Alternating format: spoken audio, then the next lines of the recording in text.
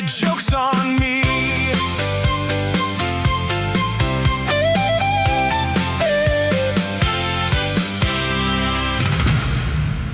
Ladies and gentlemen, it is Wednesday, July 22nd, 2026. Welcome into your home for political play-by-play, the Owen Report with you today.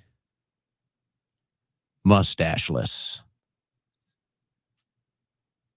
Could be big news, could be the biggest news of the day. No, I'm just kidding. Hey, I'll let you know why we are an hour late today. I'll let you know why in the third hour. I have to tell you, the last hour has been nonstop incoming. Still incoming, dealing with the NDAA. Is it passed? Has it not passed? What's really going on? And it looks like we do have a update that I'll be sharing with you here shortly with the NDAA. Still trying to get some things sorted out. I'm getting the names of who voted for it, who voted against it. And then there were some kind of weird twists and turns today because people were making last-minute edits, and then they had to get them improved. But they did not allow a vote. They did not allow a debate on what Massie and Ro Khanna tried to do, which was get the Israeli merger out of the NDAA. And so what this whole thing tells you is the NDAA is all about merging our military with Israel. That is the only thing out of this bill that matters to them. That's it. That's it. That's why they just ran a week-long election integrity propaganda campaign. That's what the Israel lobby pays hundreds of millions of dollars for.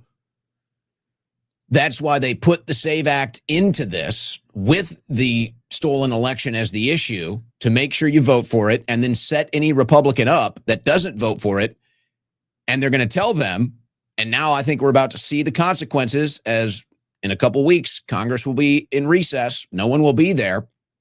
You're going to get into the primary season, and they're going to tell these Republicans, with Massie, obviously it's a done deal, and they're going to tell the rest of them, they're going to say, well, guess what? You're not going to get Trump's endorsement, and you're not going to get access to the Republican Party and the GOP war chest. No money for you. So this whole thing was about the Israeli merger with our military. That's what the entire NDAA was about, ladies and gentlemen. That's why they blocked any discussion, debate, or removal of it from the bill. That's why they ran all the stolen election propaganda for the last week, put the SAVE Act into it, and then made it all about that. It was really all about the Israeli merger. Now, the deal is not done. It looks like it's just passed the House. Again, we're getting this information. So we will look at that. Other than that, it's Groundhog's Day. A different hint of Groundhog's Day, maybe a little more offensive, the flavor of it today, with Trump out here. He doubles down yesterday talking about, oh, there's only some dead. There's only some dead in my new war. And then he doubles down today, and now he's sharing bar graphs. And he's saying, look, I'm better than everybody else. I had less death.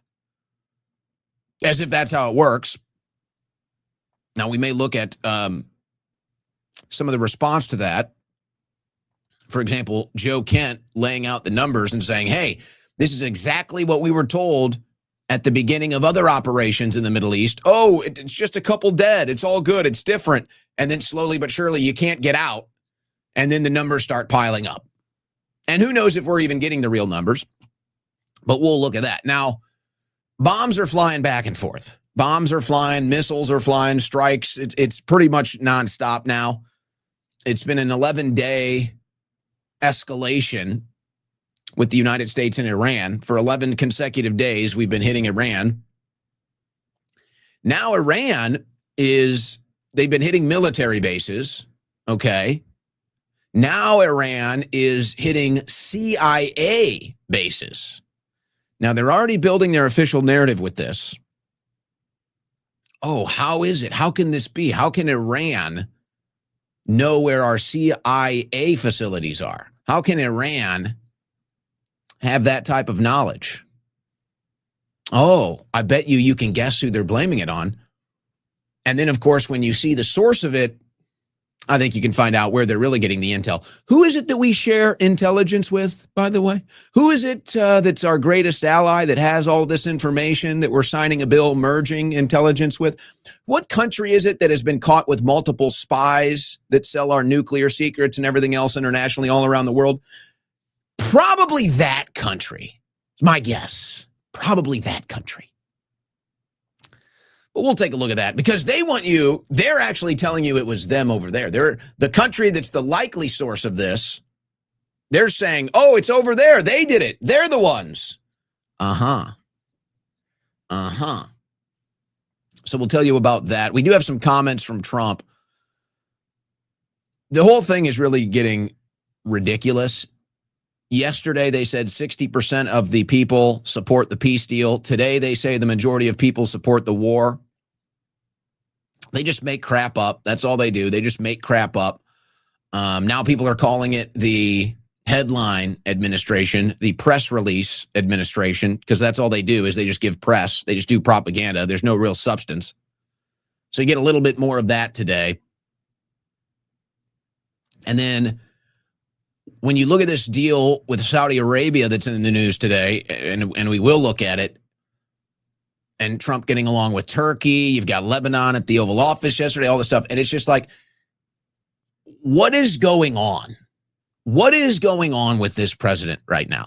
There doesn't seem to be any rhyme or reason, and you start to wonder if he can even comprehend all the different moving parts that are happening. And he's just in that moment making a deal, not even considering all the other stuff that's going on. And the people he's negotiating with, they kind of realize he's out of his mind now. And they're just taking advantage of him in these moments. And lo and behold, Bill O'Reilly in the news today because he's calling this out. And I think he's right. I think he's right. And you know, just to be fair, Michael Savage called this out over a year ago. Michael Savage called this out like 2 months into the administration, and he said, I see where this is going. Trump is going to try to do too much, and the whole thing is going to collapse. Now Bill O'Reilly is saying that, 13, 14 months later, but he's right. So we'll take a look at that. There was an election in Arizona last night. You know me, I was hoping to have some election data for you that I could sink my teeth into and say, hey, look, here's what's happening. Here's what we can look forward to in the midterms, especially with Arizona. Usually you can get some good election data there with some good indicators. There's just nothing there. Unfortunately, there's just nothing there. And I looked at all the different angles, and we'll tell you about what's happening as far as Arizona last night. But there's nothing we can look at that gives us any indicators of where the midterms are going. But Biggs, strong candidate for governor, should they try to flip that seat, the Republicans. There was a mass shooting in North Carolina. Did you hear about it? Did you hear about a mass shooting in North Carolina? No arrests. No arrests. Huh. Isn't that something? Isn't that something? We got a little bit more on the housing market today. We might get into that. Hunter Biden back in the news. Trump might have a legal issue with his lawsuit against the BBC. The judge is making a demand of Trump, and I'm not so sure he's going to be so willing. I'm not so sure this one is going to be so good. And so, you start to wonder. You start to wonder. Does Trump really want his finances to be discovered? I guess we'll find out. We've got a little news on the ICE situation. Mass deportation's not happening. And this is one that the Owen Report had for you last year. And now they're finally coming to the print with it, which is basically the Trump administration. You may recall we talked about this for a couple weeks. The Trump administration, because of this recruitment drive for ICE, and they put a bunch of money out there. They ran some pretty good marketing campaigns. So they recruited a bunch of people to join ICE, but they didn't really do proper background checks. They didn't really have the time to do proper background checks. And so, you get the types of people that just want to get in there and rough somebody up. And now this is all coming out, and you've got multiple cases. You've got these audio tapes of these ICE agents coming out. It's not good. Background checks are being done by the media now. It's not good. This should have been a military operation day one. You know, it's like you don't land on the same conclusion every time intentionally. In fact, you even get sick of it, actually. You kind of just get so sick of it that you just try to avoid it at all costs. You can't help it with this administration. It's just true. Hey, why didn't Trump use the military to do mass deportations? Do I really have to tell you? Isn't it obvious? It's the same why as everything else. It's the same why that nothing is getting done for the country. It's the same why we're back in the Middle East. It's the same why you just got this new NDAA passed. It's all the same why. Why didn't Trump use the military to do mass deportations? Instead, he's going out on the streets and they're having to hire anybody who just wants to go put on a uniform, make a couple grand. And if they get to rough somebody up while they're holding guns and posing for pictures and roughing it up with their boys, then they're cool with that. Do I really have to spell it out for you? It's the same damn why for everything else with this administration. And everybody can see it now. So we will be looking into that and much more on today's Owen Report. Brought to you by our friends at Allegiance Gold. You're watching the stock market. You're watching the news when it comes to the economy, the dollar. You're thinking, do I want to keep my money in a bank? Do I want to keep my money in the stock market? Do I need to get into precious metals? You probably got a lot of questions. I'd give my friends at Allegiance Gold a call. The call is free, 844-790-9191. Give them a call. The call is free. Any questions, any concerns, they are more than happy to answer. And they want to make sure you're fully knowledgeable and confident with the decisions that you're making with your money. And when you are making decisions with your money, you got to make sure one thing, they got to have an A-plus review with the Better Business Bureau. Allegiance Gold does. Nearly 10,000 clients, A-plus with the Better Business Bureau. Hey, while you've got them on the phone, ask them about $5,000 in free gold and silver with qualified investments. You heard that right, $5,000 in free gold and silver with qualified investments. Whether through your 401k, IRA, or savings, they make it simple to move into something real before the next reset, which we all worry could be right around the corner. So give them a call, 844-790-9191, or go to protectwithowen.com. That's protectwithowen.com. Protect your wealth because no one else will.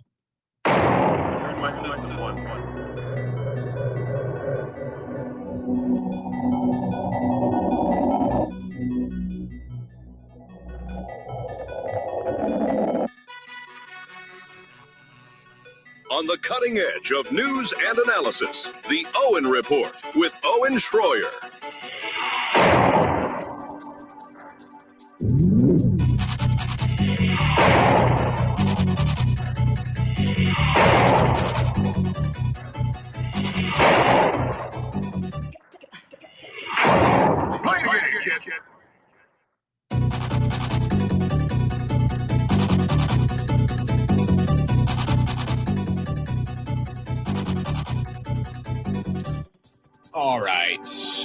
All right.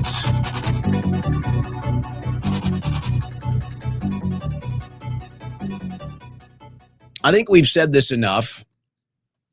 It needs to be said until everybody understands it. So we apologize to the people in the class that are here every day that have already heard this a million times, but it needs to be said. The entire purpose of the NDAA is to merge our military with Israel. That's the entire purpose. And all this propaganda about stolen elections, which, hey, we all know our elections are not good. Not good. Why did they decide to push the gas on this now? Why did they decide to do a primetime address on this now? Why are they pushing all these stories about voter fraud and all the illegal votes now? They could have been doing this for the last 6 years.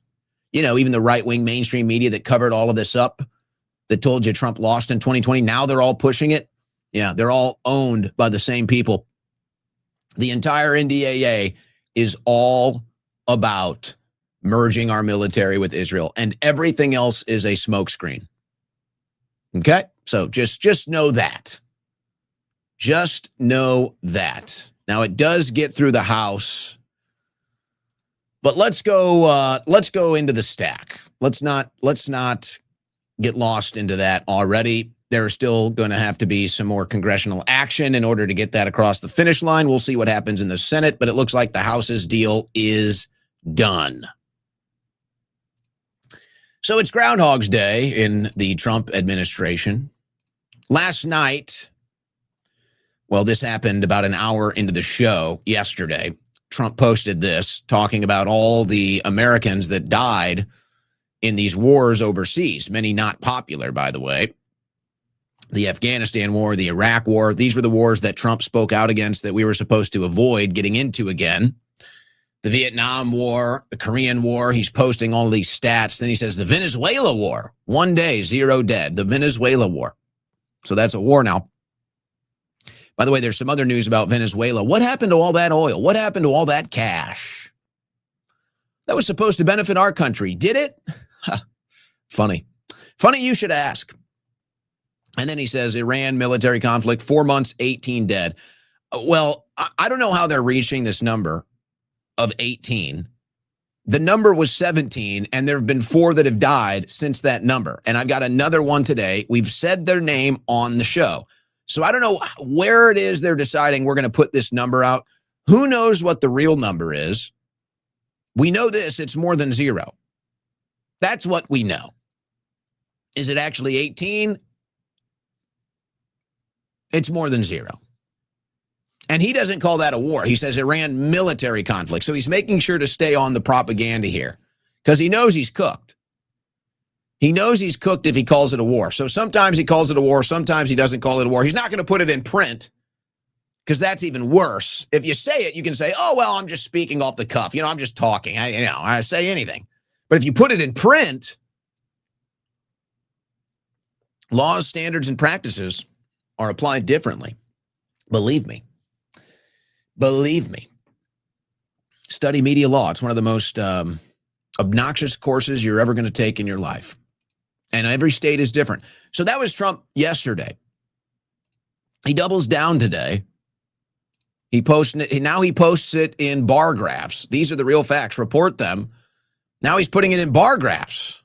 He's putting the years and the numbers of dead in bar graphs. He's still not calling Iran a war. He's calling Venezuela a war, but not Iran. That's a military conflict. Oh, boy. And when is it a war? So he doubles down.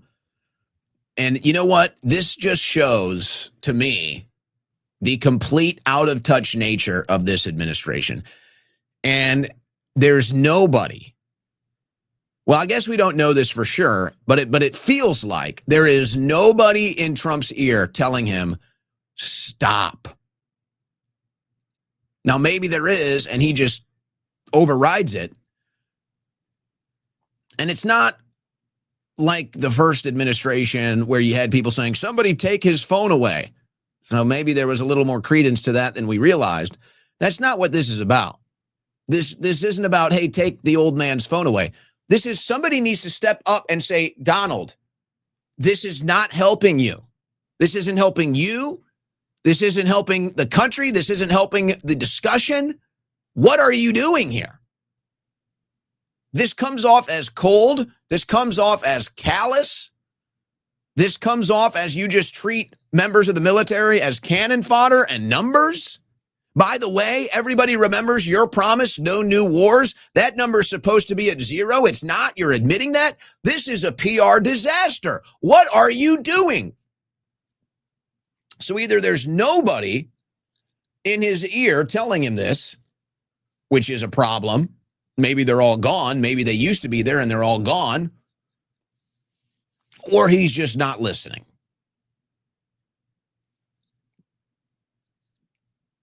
Now, perhaps I should pull this up from Joe Kent.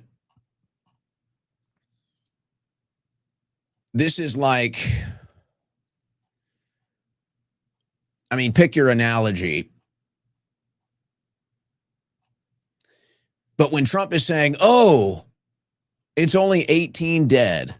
Oh, it's only been 4 months. Yeah, so far.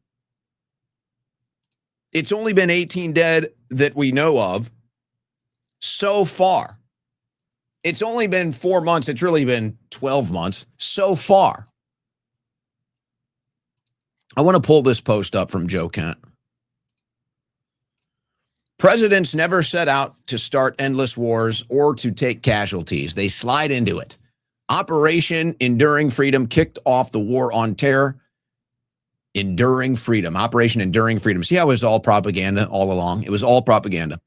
Within its first 5 months, we lost 4 of our troops to hostile fire. The initial phases of OEF leaned heavily on special ops, CIA, and air power in order to mitigate the need for major ground forces. We hear in the news today, Iran is taking out CIA bases now and hitting our military bases. The speed and proficiency of our commandos and the low casualty rate led President Bush to believe we'd have the same results by applying more military power in Iraq and by doubling down in Afghanistan. We know what happened next. Recent history informs us of the consequences of continuing down this path today. We must learn from the failures of the last few decades, entanglements, and choose to end this war now before we lose more American lives in a war we know we will eventually walk away from. Maneuver to a new position and avoid the bloodshed. Walk away now, then re-engage diplomatically to open the Strait of Hormuz. Now you have to wonder, because obviously you can't take Trump at his word. By the way, just since I'm thinking of this now, and I don't want to forget, Trump did a rally in Georgia. He finished up right before we went live. And he has a rally in Georgia. It was basically a campaign rally. It was like, it was kind of Twilight Zone, actually. It felt like you were listening to President Trump on a 2024 campaign trail, and he's making all the same promises as if he's not president. And he's saying all the same things as if you need to get him in the office to fix all these problems. But you're listening to it and you're like, wait a second, we just did this. You're the president. The Republicans have the House and the Senate. What do you mean? He's up there saying, we need to do this, we need to do that. You guys are in power. What are you talking about? Do people still fall for this crap? And then for the first time in months, in a year, I couldn't even tell you the last time I heard this. Hey, play the hits. Give us the hits. He finishes the rally. We need to make America strong again. We need to make America rich again. We're going to make America safe again. And we're going to make America great again. Thank you. What are you, this is a campaign speech. What are we doing here? Honestly, I don't think he said it in over a year. I mean, I'd have to check. I don't listen to everything Trump says. I don't think he has said these things in over a year. He quit saying make America great again over a year ago. Even when he does these campaign style rallies, he still doesn't really lean into that stuff. He kind of just goes off on other things and tells you how great everything is doing, which of course is BS. They're going to tell you how great the economy is today. No, Trump is actually telling you the economy's better. You just don't know it.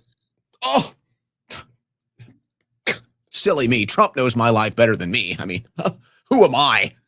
You know, who are you to know your financial status? Who are you to know your financial hardships and burdens? Who are you to say what the economy is like for you? Who are you? Trump tells you that. Oh, wow. We are in levels of cult that we couldn't have ever imagined, ladies and gentlemen. But that's what they're saying now.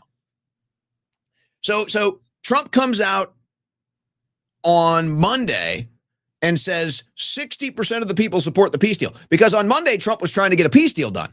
So here's what happens. Trump tries to get a peace deal done. All the Israeli lobby and owned media people, they all come out against Trump whenever he's trying to sign a peace deal. So they find some poll and they say, see all the haters that don't like my peace deal? The majority of the people want to end this war. And they say 60% of the people want to end this war. See, my peace deal is good. Then the peace deal fails and he has to commit to the war again. And he comes out and he says 70% of America supports this war. And they just think you're so stupid that you don't even remember what you ate for breakfast. They think you're so dumb that you will not remember that Trump said the exact opposite thing yesterday. And maybe they're that dumb. I don't know. Are we all that dumb? What is going on here? And then he comes out and he says, hey, the economy's doing great. You just don't know anything. You don't know a damn thing. How can you be so removed from the average American's experience? How can you be so ignorant about the truth of the current economy? How can you be so dumb? Or how can you think we're so dumb? Maybe that's the better question. It's offensive. So anyway, you know what it felt like, though, as I'm listening to this, as I'm doing my final news aggregation for the show, and I'm listening to Trump. It's like, it reminds me of those bands that are obviously way past their prime. They're not going to be back in studio recording anything. They're going on a world tour. They do maybe 5-10 shows. Hey, just play the hits, just play the hits. That's what it's like now. Trump is just out there playing the hits. It's over. It's all over. There's nothing new. There's no creativity. Hey, we got the band back together for some fun. Well, let's go play the hits. Yeah, people want to hear the hits. We're not making anything new. We're kind of struggling through the shows. We're all in pain afterwards. But give them the hits. Come on, give us the hits, Trump. He's like, all right. No new wars. Oh, we shouldn't have said that one. Whoops. Actually, he started his speech today by saying, I'm here to announce my candidacy for 2028. That was kind of funny. I'll give him that. That was a new one. That was a fun one. So he played the new one, and then he went right back to the hits. And none of it means anything. None of it means anything. But I guess if you're a fan, right? If you're just a fan, if you're in the cult, then you're okay with that. So, yeah, just play the hits. Just give me the hits, Trump, and they'll go buy a hat. They'll go buy a shirt. They'll tell you how great the band was. We're going to revisit some of this, by the way. We're going to revisit some of this today. Where's all the money, guys? Where is all the money? The U.S. has collected about $13 billion of Venezuela's oil money. Where is it? Washington has given diverging accounts of where the earthquake-shattering country's funds are going. Where is the cash? Where is the oil? Sorry, we can't tell you that. We can't tell you that. We don't know where the money is. Here's Venezuela. You just captured their president, for better or for worse. Okay, you did a regime change in Venezuela. Then they get hit with this earthquake. You've taken their energy, you've taken their oil, you've taken their money, and now nobody knows where it is. Isn't that amazing? Maybe it's in Fort Knox. Maybe that's where it is. They are not going to tell you. And when they don't tell you, you know what that means? They're covering something up because they're criminals. So wherever the money is, it's probably not going to be very popular. Now, this is the same Trump that tells you he has annihilated Iran's military, and then he says stuff like this. From this point forward, anytime the Islamic Republic of Iran shoots at a ship in the Strait of Hormuz, whether it be by missile, rocket, drone, or any other device or weapon, the United States will bomb and destroy one bridge or power plant, including those located next to or in the capital city of Tehran. So here we go again. You know what? I need to get like a little groundhog on the desk. I brought the soccer ball back today. I'm missing the World Cup, guys. I got to tell you.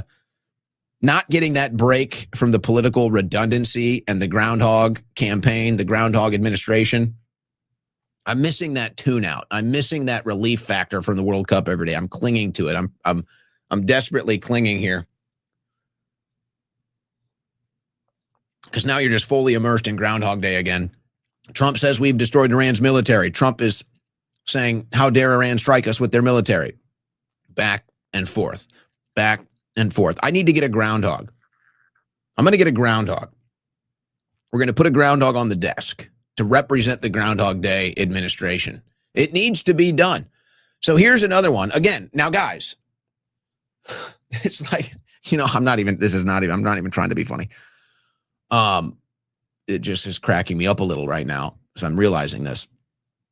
Anybody out there, I play a lot of pickup basketball. You either play to 15, 21, and it's like the weirdest thing, like nobody can count whenever you're playing these pickup games. And it's because, mostly people aren't really playing, you're trying to get an exercise in, whatever. It's like, you're not playing for money. So you're constantly losing count. You're like, oh, is it 15, 13, or is it, 19 to 16, whatever? It's like nobody can count out there. It's like this is the same story with how many people have died in this war. It's like, what are we doing here? The number was 17. And now 4 new names have come across the newswire. So the number should be, maybe I can't count. It's like I'm playing pickup basketball. I can't count. I don't know what happens when we're playing ball. Like I can't add 1 + 1. I don't know what's going on. I swear, before the recent wave of attacks, the number was 17. 4 people have been announced dead since then. That means the number should be 21, and they're telling you it's 18. So this is the 4th name I've read on air this week that has died. U.S. identifies 3rd. This is number 4. You had the young man, white man, young girl, Hispanic girl from Texas. We had the black man yesterday, and now we've got another Hispanic woman. That's 4. I'm sorry, I don't remember their names. God bless their souls. Sacrificed for our corrupt government that has sold them out to foreign interests. That's 4. And they say, oh, it's only 18. You told us it was 17. 4 more have died. Now you say it's 18. You're lying. You're lying. And now I don't even trust these numbers. The numbers might be in the hundreds. This administration's been caught lying so many times.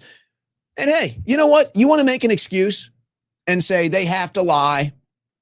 They're in a war. They can't put this information out publicly for strategic reasons. Okay, fine. You're still being lied to.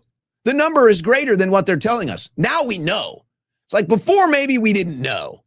Before maybe we were just kind of speculating. Now we know they're lying. Now we know they're covering up the true number of dead. This is number 4. I've read all of their names on air this week. This is not number 3. This is number 4. Why is it so hard to count? Am I losing my mind? U.S. identifies 3rd service member killed in Iranian attack. Angel Rampersad, 28 years old, of New York, at the air base in Jordan when it was attacked, is no longer with us. So I'd say now it's pretty much 99.9% confirmed they're lying about the numbers. I'd say it's almost, you can't say 100%. I'd say it's 99.9%. And I know we can do the same gambit. If this was Biden, the whole MAGA media would be going crazy. They'd put the blood on Biden's hands. The right-wing mainstream media would be pointing at Biden. How dare you? You got people killed. But when it's Trump, it's okay. All right, we got that out of the way. Just got to make sure we remember that double standard. So now they're saying there are CIA headquarters, CIA facilities, whatever this means, whatever they're even able or willing to tell us. Apparently, Iran is now hitting CIA sites. Okay? And look at this. Guess who's reporting it? The Times of Israel. I think this first broke in Reuters. Iran strikes on CIA facilities in Gulf prompt questions about possible Russian role. So they share Reuters. They say Reuters is the source here. Now, does Russia know where our CIA facilities are? And would Russia share these addresses with Iran? Well, I guess we don't know that for sure. It would just, I think we would all be shocked if we're sharing intelligence about CIA facilities with Russia. Now, there's one country I think we'd all be very confident assuming we're sharing intelligence about CIA facilities, and that would be Israel. So if anybody's the candidate of leaking where the CIA facilities are, that's Israel. And here's the Times of Israel blaming it on Russia after Reuters reports that CIA facilities are getting hit. So who knows who's really doing it, but I find it odd how they're getting ahead of the narrative, they're getting ahead of any real information, and they're just blaming it on Russia. Who's more likely to know where our CIA facilities are? Russia or Israel? Who's more likely? Oh, Israel could never do any wrong. How dare you? How dare you? And let's not forget the ultimate propaganda coming out of Trump's mouth as the bodies start to pile up on his watch. Some of you are going with us. We honor our heroes, and they are indeed great heroes, actually.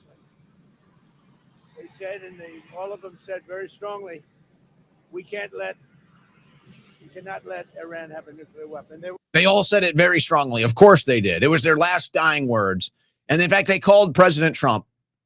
Said, Trump, I've got a couple minutes left. I'm not going to call my family or loved ones. I want to call you, and I want to say loudly and clearly, Iran can't have a nuclear weapon. I'm sure that's what the men and women, as they're getting bombed by Iran, I'm sure that's what the men and women, as they're watching their bases get attacked, as they're watching their friends get slaughtered, get injured. I'm sure they're thinking about Iran not having nukes. I'm sure that's what's going through their head. Not, oh my God, I hope I live through this. Thanks a lot, Trump.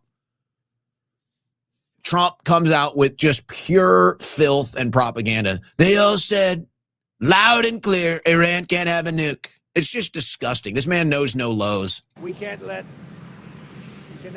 Iran have a nuclear weapon. Strongly, all of them said very strongly, we cannot let Iran have a nuclear weapon. You know why this is actually this is even worse than it even sounds like. This isn't just Trump lying on dead people's names. This isn't Trump just lying and putting words in dead soldiers' mouths, which you would, argue is pretty low, even for this guy. No, this is Trump recognizing, let me tell you the psychological process here. This is Trump recognizing that he lied. Everybody knows he lied. And now that these men and women are dying, everybody knows it's for Israel. Now, translate Iran can't have a nuke equals for Israel. So anytime you hear him say Iran can't have a nuke, that means we're doing this for Israel. Everybody knows that. This is the propaganda. This is the script. It's never been more obvious. So when Trump comes out here and says the soldier said loud and clear Iran can't have nuclear weapons, that's Trump recognizing all of this. That is Trump's subconscious psychological process then now flowing outward and doubling down on the propaganda. Everybody knows now this whole disaster in the Middle East is on behest of Israel, on the behalf of Israel. And so when Trump comes out and reminds you, hey, these men and women are dying, so Iran can't have nuclear weapons, everybody knows that's fake. Everybody knows what that means. That's Trump coming out here. He can't even help himself. He can't even help himself. He comes out there and says, these men and women died for Israel. That's what Trump just said. I don't want to hear anything else. I don't want to hear any other garbage. I don't want to hear all of these people running cover for this war. I don't want to hear all these people running cover for the foreign lobby. I don't want to hear all these Trump cult members. He can do nothing wrong.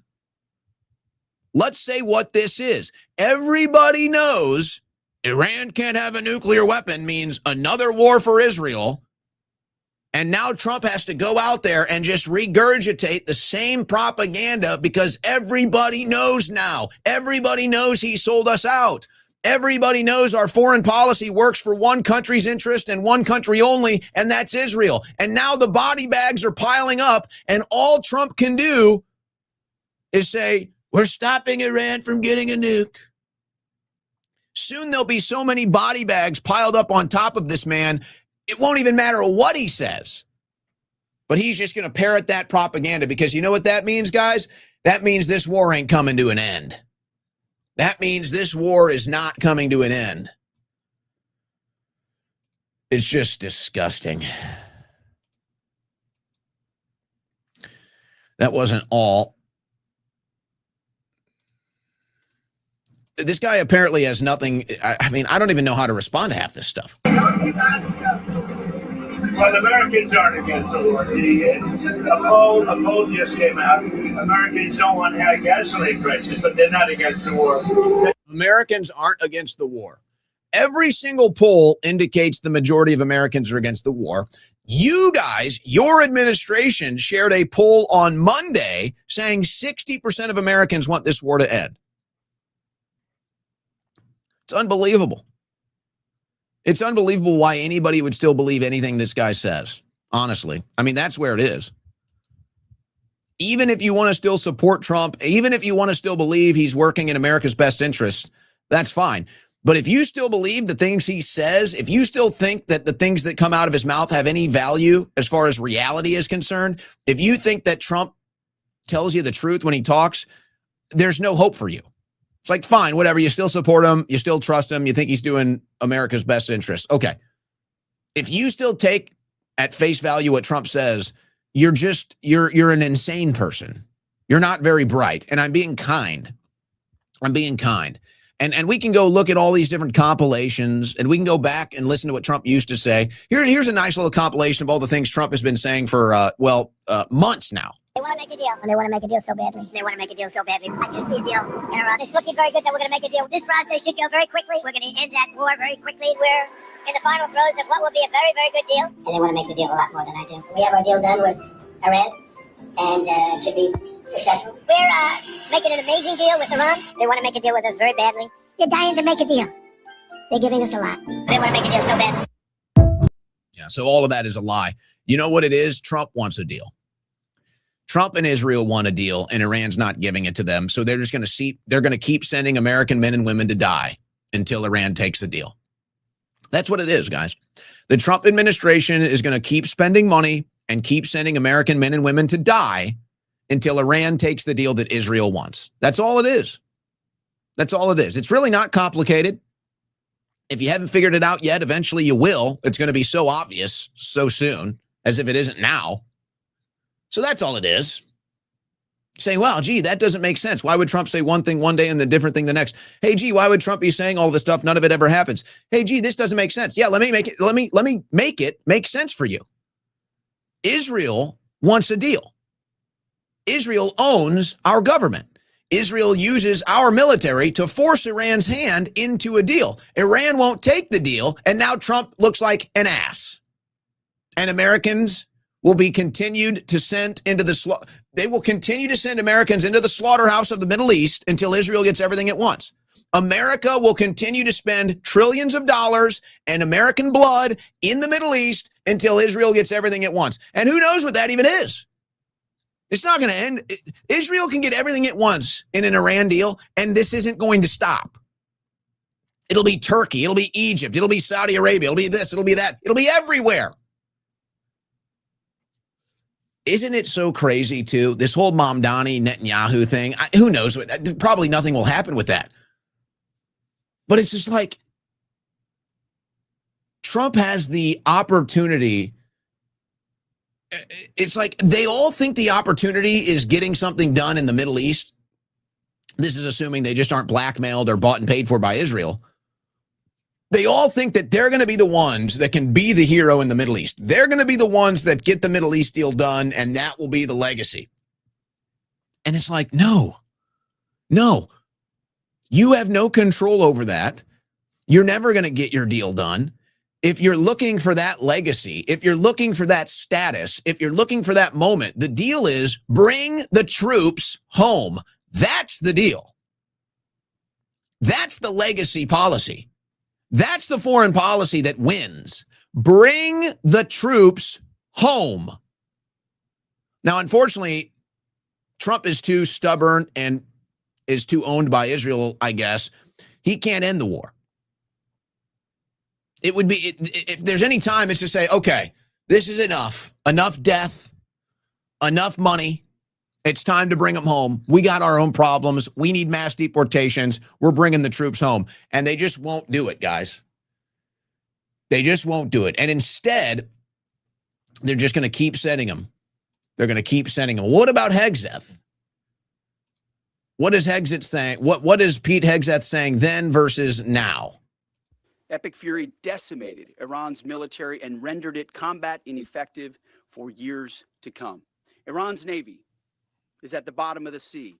They would try to impose their will on the waterways in ways that the world would not like. Call it a toll, call it a fee, call it an exchange, call it control. They would do something that they would try to hold it at issue. Then you've got shrinking American munition stockpiles. Last month, Hegseth was dismissing concerns, and it was even an issue. Today, it was a reason the military needs an urgent cash infusion. There is a crisis with those stockpiles right now in private industry. That is a manufactured story that the media wants to peddle. Congress. And ultimately, our stockpiles are great, and they'll only get stronger. We face critical shortfalls that threaten our ability to also simply pay our service members, rapidly replenish equipment and munitions, and sustain vital operations without disruption. So obviously he's lying.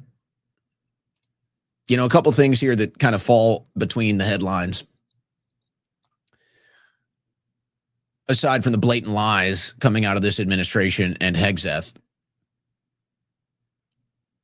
I don't think anybody really knows what the true morale is as far as active duty service members are concerned. Now, I do have a brief story on this. You may recall we played that video yesterday of the young man who claimed he was in the military, speaks to a gas station attendant, says, I hope you don't die for Israel. Well, he has been confirmed a member of the military. And I will tell you, there is now a digital media influence campaign against him, the same digital media influence campaign that runs all the foreign propaganda. So it's now confirmed he is in the military because the foreign lobby digital influence campaign is now attacking him. I can't say I know what the morale is. All I can do is look at the current environment and the climate. Every once in a while, maybe we get an opportunity to dip our toe in, but nobody really knows unless you're there. But I do know this. The young people that are in the military are very active on social media, and we all know what the #1 story on social media is when it comes to foreign policy. So believe me, this is permeating into the young members of the military. They know what they're doing in the Middle East. They know. Now, some of them might just look at it as a job, and so they don't even really think about the politics. They don't really think about foreign policy. They're in uniform. They have a duty. Many of them, that's just how they look at it. But they know. They know. And the worse it gets, the more they hear, the more the bodies start piling up. Something's going to give. Something's going to give. And I think there's going to be a bigger story there soon. And what happens if you run into a circumstance now, if Hegseth is being honest? I don't know, is he lying then, or is he lying now, or is he lying all the time? What happens if you run into a circumstance and they can't even pay the military? What happens then? This is after the Trump administration increased the budget. You understand? This administration is spending so much money on this war now. They're begging. They're begging for more money. Where's all the DOGE cuts? Where's all the DOGE cuts? What do you mean you're begging for more money? Where's all the waste, fraud, and abuse that DOGE found? Why can't you use that? What about the money you've spent on the Ukraine war? Oh, we're going to keep doing that one too. Hegseth says we don't have money to pay our military. Well, what happens then? Do you have the money to bring them home? Can you get them home? Can you protect them? What is going on? What if Congress just decides to be a real pain in the ass and they can't get the money? What happens then? I mean, I don't know if Congress would ever do that, but that could be a real situation, and they're already testing it. Hegseth is already testing Congress. Hey, we don't have money to pay our soldiers. We need more money. We're broke. Hey, just a couple months ago, you said we have more money and more ammunition than anybody ever needs. Now you're testifying that you have nothing and you're broke. Now, Hegseth is never going to leave the Trump administration. I don't think Hegseth would ever say anything detrimental to the president. But this thing is so clearly a disaster now. And everything they've told us about this war is a lie. And you have Trump now threatening Iran again. Which, by the way, just so you can see how fake all the warmongers are, in case it wasn't obvious already, just so you can see how all they do is just run with propaganda and they don't mean any of it. Remember how serious they were about saving the Iranians? Remember, oh, they cared. All of a sudden they were bleeding hearts for the Iranians. Oh, we need to save the Iranians. Oh, the poor Iranians. Oh, they'll rise up. The Iranians will rise up. Oh, they'll save their country. They just need us to open the door. Oh, the Iranians, they shed their crocodile tears and they pretended to know about Iran's culture and politics. It was all a giant act. None of them say a damn thing anymore. It was all fake. It was all fake. They never cared about Iran. They sold you propaganda for the foreign lobby. They never gave a damn, just like everything else they pretend to care about. They don't give a damn. All they care about is their bottom line. All they care about is their status. Remember who these people are. Never forget who in the so-called independent media sold you war propaganda for the last year and a half. Never forget them. Because this is what they do. This is what the lobbyists do. This is what the donor classes do. They rise people up in the media. They allow them to get exclusives. They allow them to get big breaking stories. They make sure they get on all the network news. They make sure they get into your consciousness, your awareness, and they're always controlled. And then in the big moment, when it's time, they sell you the propaganda. And that's what you just witnessed. That's what we all just witnessed from really the 2024 election and all these new MAGA people. They were all propagandists. They were pretending to be MAGA. They were pretending to be America first. They were pretending to be patriots. They were pretending to have ethics. They were pretending to have integrity. They were all propagandists. Remember who they are. Oh, they care about the Iranian people. They say nothing today. Oh, they care about the Iranian people. They're not going over there to fight. Now, what is this about? Trump approves nuclear agreement that may allow Saudi Arabia to enrich uranium. Oh, that'll go good for those Iran negotiations. Boy, that won't throw the Iran negotiations into the lurch. Of course, I guess those negotiations were never happening, were they? I guess that whole thing was fake. There were no negotiations. So now you have a nuclear arms race in the Gulf nation states in the Middle East. I think this is Trump just wheeling and dealing, making deals. He's not even thinking. He can't even do the math behind his policies and decisions in his own head anymore. But hey, guys, the economy is doing great. Okay? The economy is doing great. The White House says the Trump economy is doing better than the media want to admit. Okay. Yeah. So this is the Trump administration telling you that they know better than you. They know better than you about your own life. They know better than you about your own finances, your financial burdens, hardships, struggles, whatever it is. They know better than you. You know, the Trump administration that has caused more debt. You know, Donald Trump has caused more debt to this country than any other president. Yeah, that's not such a fun one for conservatives to talk about. That's not such a fun one for conservatives to admit that Trump caused the inflation and Trump caused the record debt. And now he's doing it again.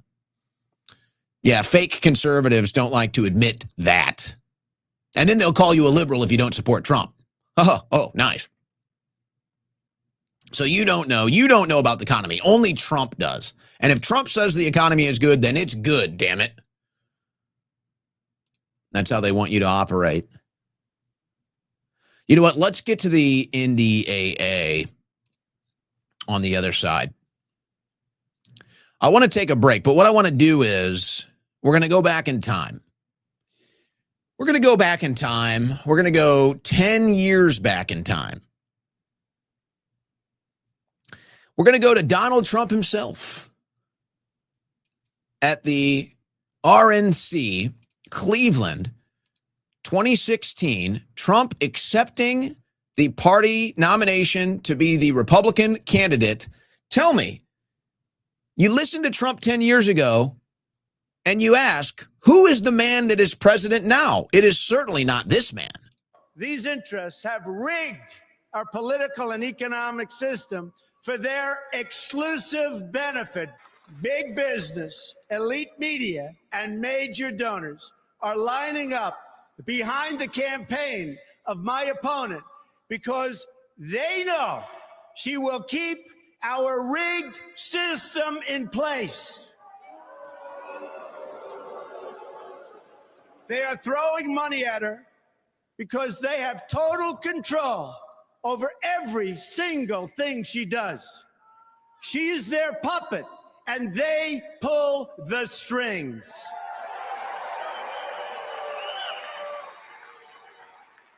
That is why Hillary Clinton's message is that things will never change, never ever.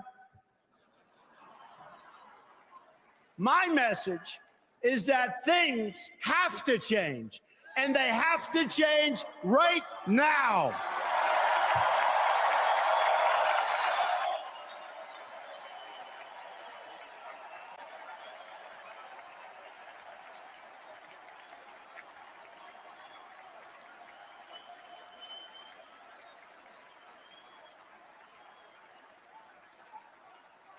Every day, I wake up determined to deliver a better life for the people all across this nation that have been ignored, neglected, and abandoned.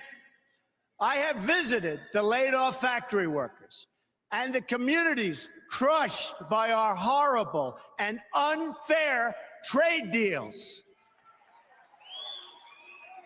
These are the forgotten men and women of our country, and they are forgotten, but they're not going to be forgotten long.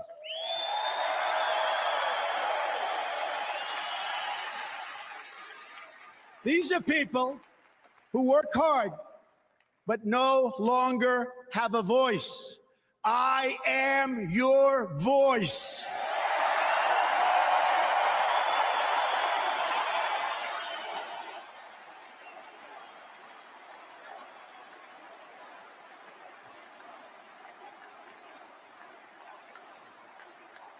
We cannot afford to be so politically correct anymore. We will honor the American people with the truth and nothing else. Americanism, not globalism, will be our credo as long as we are led by politicians who will not put America first. Then we can be assured that other nations will not treat America with respect, the respect that we deserve. The American people will come first once again. My message is that things have to change, and they have to change right now. I have joined the political arena so that the powerful can no longer beat up on people who cannot defend themselves. We must immediately suspend immigration from any nation that has been compromised by terrorism until such time as proven vetting mechanisms have been put in place. We don't want them in our country. I only want to admit individuals into our country who will support our values and love our people. Anyone who endorses violence, hatred, or oppression is not welcome in our country and never, ever will be.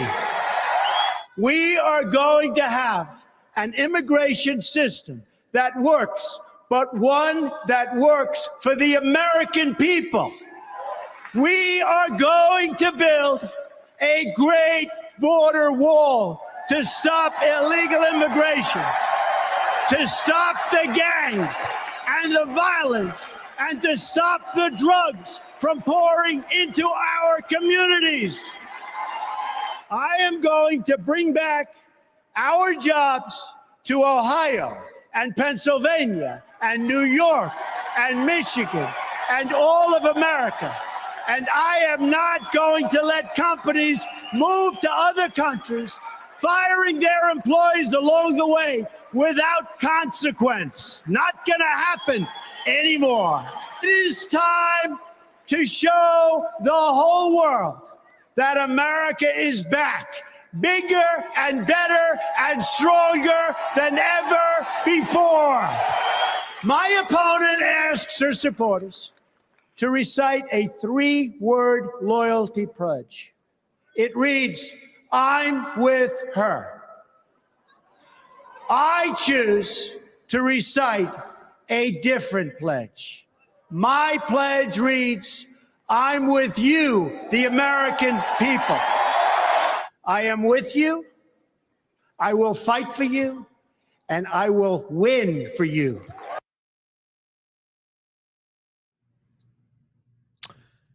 Hits a little different today, doesn't it? Hits a little different today. Now, you have to ask reasonable questions, and the questions are pretty obvious. What happened? What happened to that Trump? What happened to that man that we elected in 2016? Because clearly the man we have as president now is not that man. In fact, he's almost the exact opposite of that man. So what happened? I think we can look at a spectrum of possibilities here.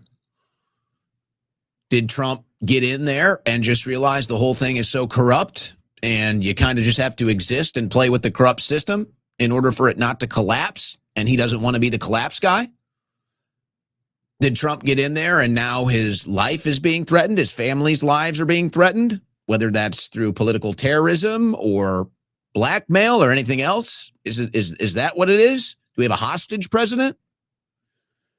Did Trump just decide that the American people are too stupid to save this country, so he sold out because it was in his best interest, his family's best interest? Or was the whole thing an act? Was the entire thing a charade so that the Epstein class could have their best president ever? Like Marina Abramovich said about Trump. Which one is it? Which one is it? I'd say that's your spectrum of possibilities. Maybe there's some other options in there, but I'd say that's your spectrum of possibility here. So which one is it? Which one is it, President Trump? What led you from going from that to whatever the hell it is that we are getting from you today? You're listening to the Owen Report on the Win Network.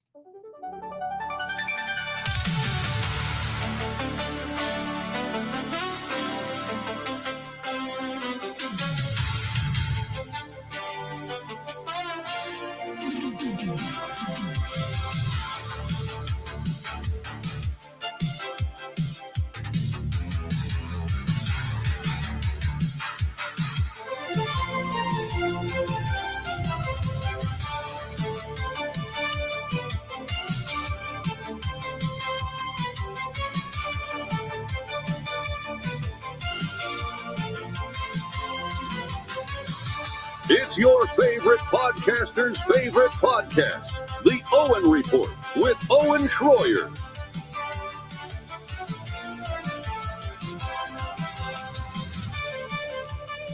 All right, in hour number 2 today, I will be telling you why we were an hour late. We're going to wait till the third hour to do that. We'll tell you why. You might like it. It might have something to do with the missing mustache today. Where did the mustache go? Where has it gone?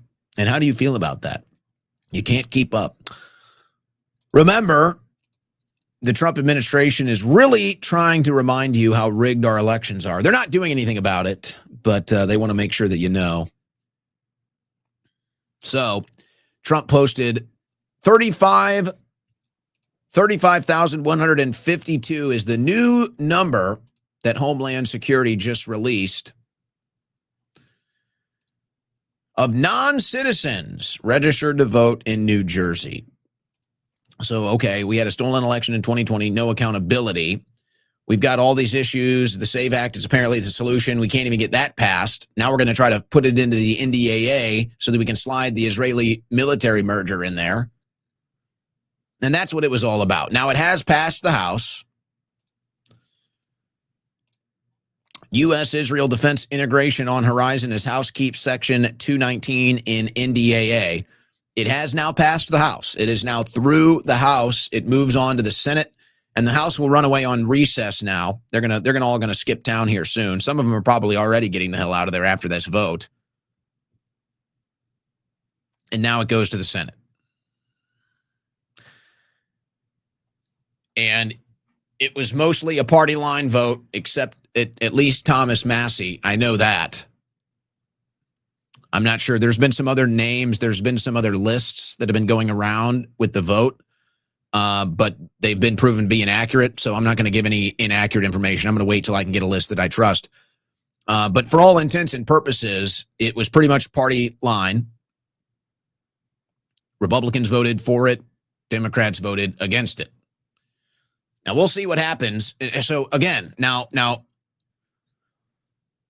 this is why they put Darlene Graham to replace Lindsey Graham. This is why they are lying about whatever the hell is going on with Mitch McConnell. Because when this gets to the Senate, Israel needs those 2 votes. Israel, who runs our government, needs Mitch McConnell's vote and needs Lindsey Graham's vote. Because when this deal gets to the Senate, it could be a 1 or 2 vote that it passes or not. This thing is going to be razor thin at the Senate. So the Israeli lobby that owns our Congress, they got to make sure they've got Mitch McConnell's vote to merge our militaries. They've got to make sure they've got Lindsey Graham's vote to merge our militaries. So they're lying about Mitch McConnell's health, and they forced you to accept Darlene Graham to replace Lindsey instead of a real candidate. Starting to notice the trend here, aren't you guys? Everybody's starting to understand the trend, right? It's pretty obvious at this point. They didn't even let Congress vote, ladies and gentlemen. They blocked members of Congress from voting to either put or remove in 219 to the NDAA. They basically just mandated it. They basically just authoritarian tyranny. We're putting this Israel bill into the NDAA. No debate, no vote. And Johnson just says, we're putting it in there. Nobody gets to vote. And you all know why. So we'll see what happens at the Senate. This is how corrupt, this is how corrupt our politics are. And Trump was supposed to be the one that stopped it. Instead, we're sitting here watching it maybe worse than ever with Trump. And this is the big debate, by the way. And you're going to see this the rest of today, tomorrow, who knows, maybe all the way up to the midterms. Many people just from this bill passing the House will not be voting Republicans. It's over.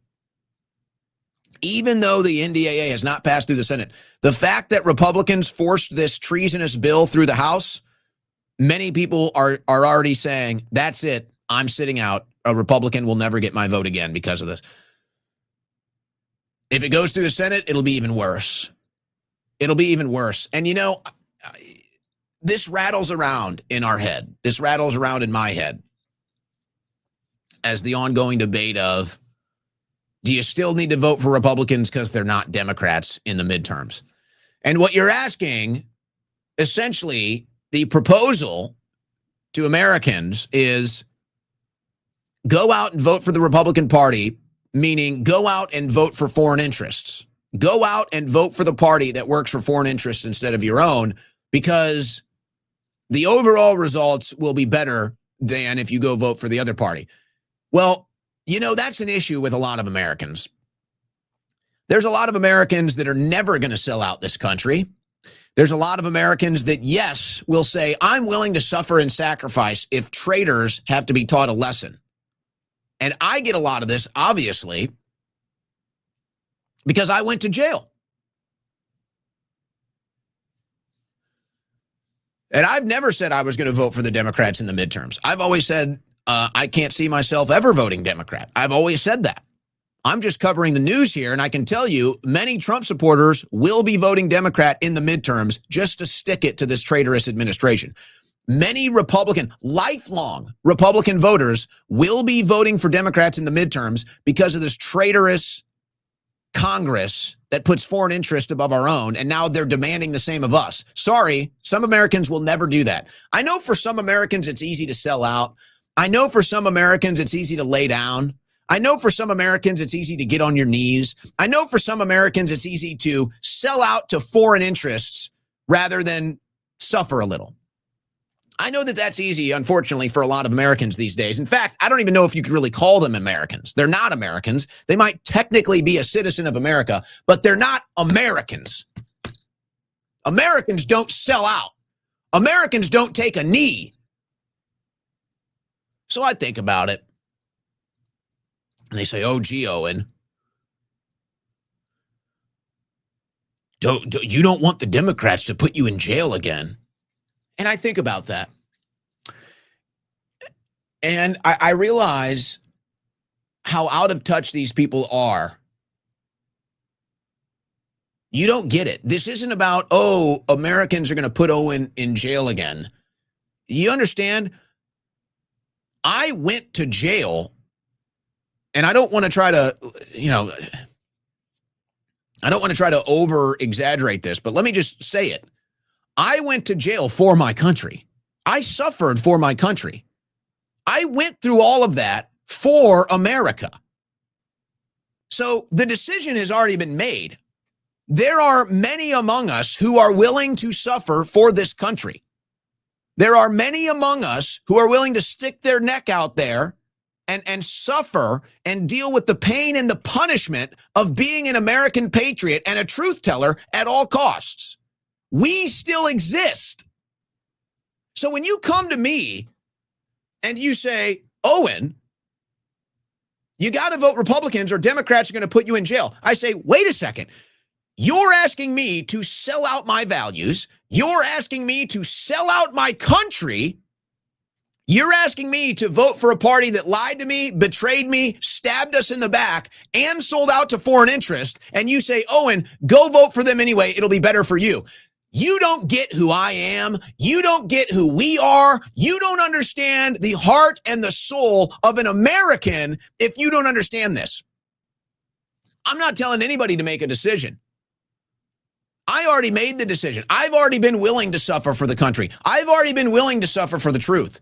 When you come to me and you say, hey, you don't want to suffer for America, sorry, can't relate. Can't relate. Are Democrats any better? No. Are Democrats worse? Maybe. That's not the option here. This isn't about Democrats or Republicans. This is about the Republicans betrayed us. They lied to us. They stabbed us in the back. And they sold us out. That's what this is about. And when you ask me to go vote for that to preserve my own interests, you're asking me to be a cuck. You're asking me to be a sellout. You're asking me to betray my country. Not going to happen. Sorry. Doesn't mean I'm voting Democrats. But boy, oh boy, it's getting harder and harder to even consider voting for Republicans in the midterms. And you know what? There are Americans out there. When you come to them and you say, hey, you better vote Republicans or Democrats will put us in jail. Well, guess what? If we believe doing some jail time in order to save this country is the only way to do it, then we will, because we've done it before. While all of you sat on the sidelines, while all of you new MAGA people who I never saw in the streets, never saw in the courtrooms, never saw in prisons, and you're the ones lecturing us saying, hey, vote for Republicans. You don't want to suffer through Democrats. That's you. That's you. And that's the exact mindset why our country is in so much trouble right now. Don't project that on me. Hey, I got to vote Republicans because I don't want to get any trouble. I got to vote Republicans. I don't want any trouble. I got to vote Republicans. I don't want to deal with any hardship. I got to vote Republicans. It's okay. I know they sold us out. I know they lied to us. I know they work for foreign interests. I don't want any trouble, man. Just leave me alone, okay? pathetic, pink, yellow belly, scum. You're the reason why this country is in trouble. And notice it's all the people. It's all the people that just started supporting MAGA in the last election cycle telling you this. Oh, you got to vote for Republicans. You guys haven't suffered an ounce. Okay? You have no idea what we've gone through in the last 10 years to get to this point.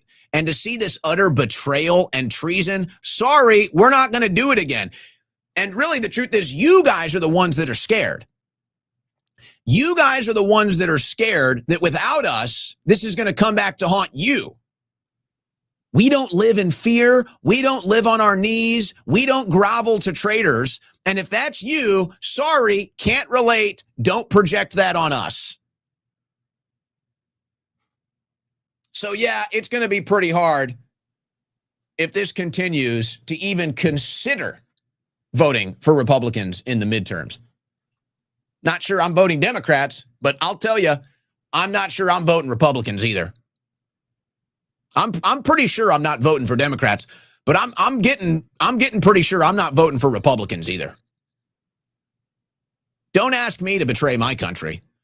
If you're into that, if you're into self-preservation to betray your country, then that's why our country is in such trouble right now, isn't it? Sorry, don't bring that here. Not going to happen here. Not happening. Now, I wonder what is going on inside active duty. And the gentleman that we played this week is now confirmed, and he's being attacked by the Digital Influence Campaign. His name is Jacob Stokes, National Guard in South Carolina.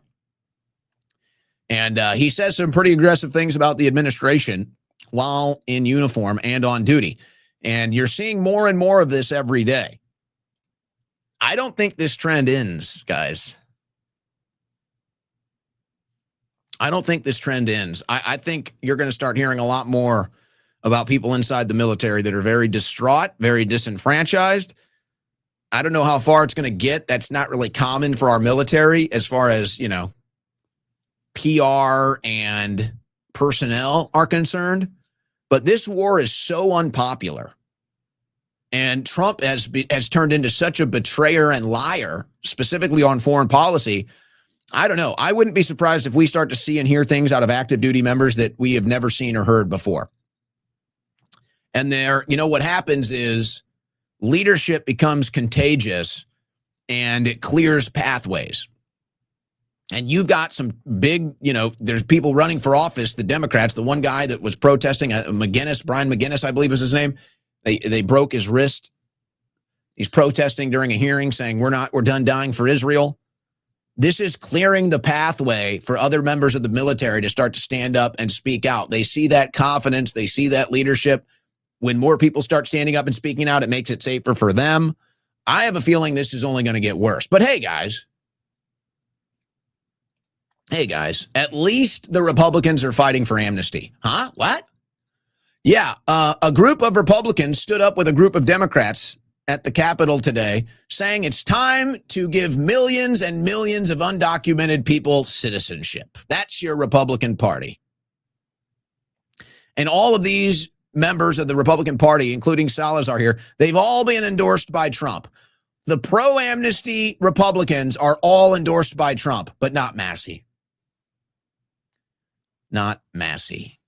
Gee, wonder why. Republicans eye Arizona comeback and Hobbs-Biggs governor matchup. Guys, I was hoping we could get some data here that could give us maybe any indicator of where the midterms are going, but there's really nothing. The one thing I was considering, because Katie Hobbs ran unopposed, the one thing I was considering was crunching numbers from this primary versus, you know, other primaries in the past, but whenever you have an incumbent that is running unopposed, you just the voting data, the election data just really can't be applied anywhere. So, but Biggs will be facing off against Hobbs in Arizona. And that should be one Republicans should win easy. But because of the foreign policy disaster and the economic disasters, Republicans are in uphill battles in all these races now. These should be races Republicans should win easy. Biggs, over Hobbs in Arizona, that should be an easy win for Republicans. But because Trump has turned off so many voters now, they're just not going to show up. That's all it is. So now it used to be down ballot, you're begging for Trump. It used to be down ballot, you're looking up at Trump and saying, this is what's going to pull me to victory. Now, Trump is going to destroy the Republicans in the midterms. Now people are going to not show up because they are so sick of Trump. And they're going to not vote Republican. Who knows if that's enough to equal Democrat victories, but that's what's happening. Did you guys hear about a mass shooting in North Carolina, Asheville, specifically? Asheville shooting of 9 people. They say it was a targeted attack. 9 people shot outside an Asheville bar where police believe it was a targeted attack. Okay, so you had a big shooting at a bar, 9 people shot, barely makes any news, and no arrests. No arrests yet in deadly Asheville shooting. It's amazing, isn't it? It's amazing. All the surveillance state cameras and everything else, and we have a mass shooting and no arrests. Pretty amazing. Pretty incredible. Police say a parking feud turned deadly and the suspect is an illegal immigrant. Boy, that's watering it down. An Ethiopian migrant reportedly killed 3 U.S. citizens in Minnesota on Monday because of a dispute over his apartment parking garage contract. Nice. An Ethiopian illegal immigrant executes 3 Americans in Minnesota.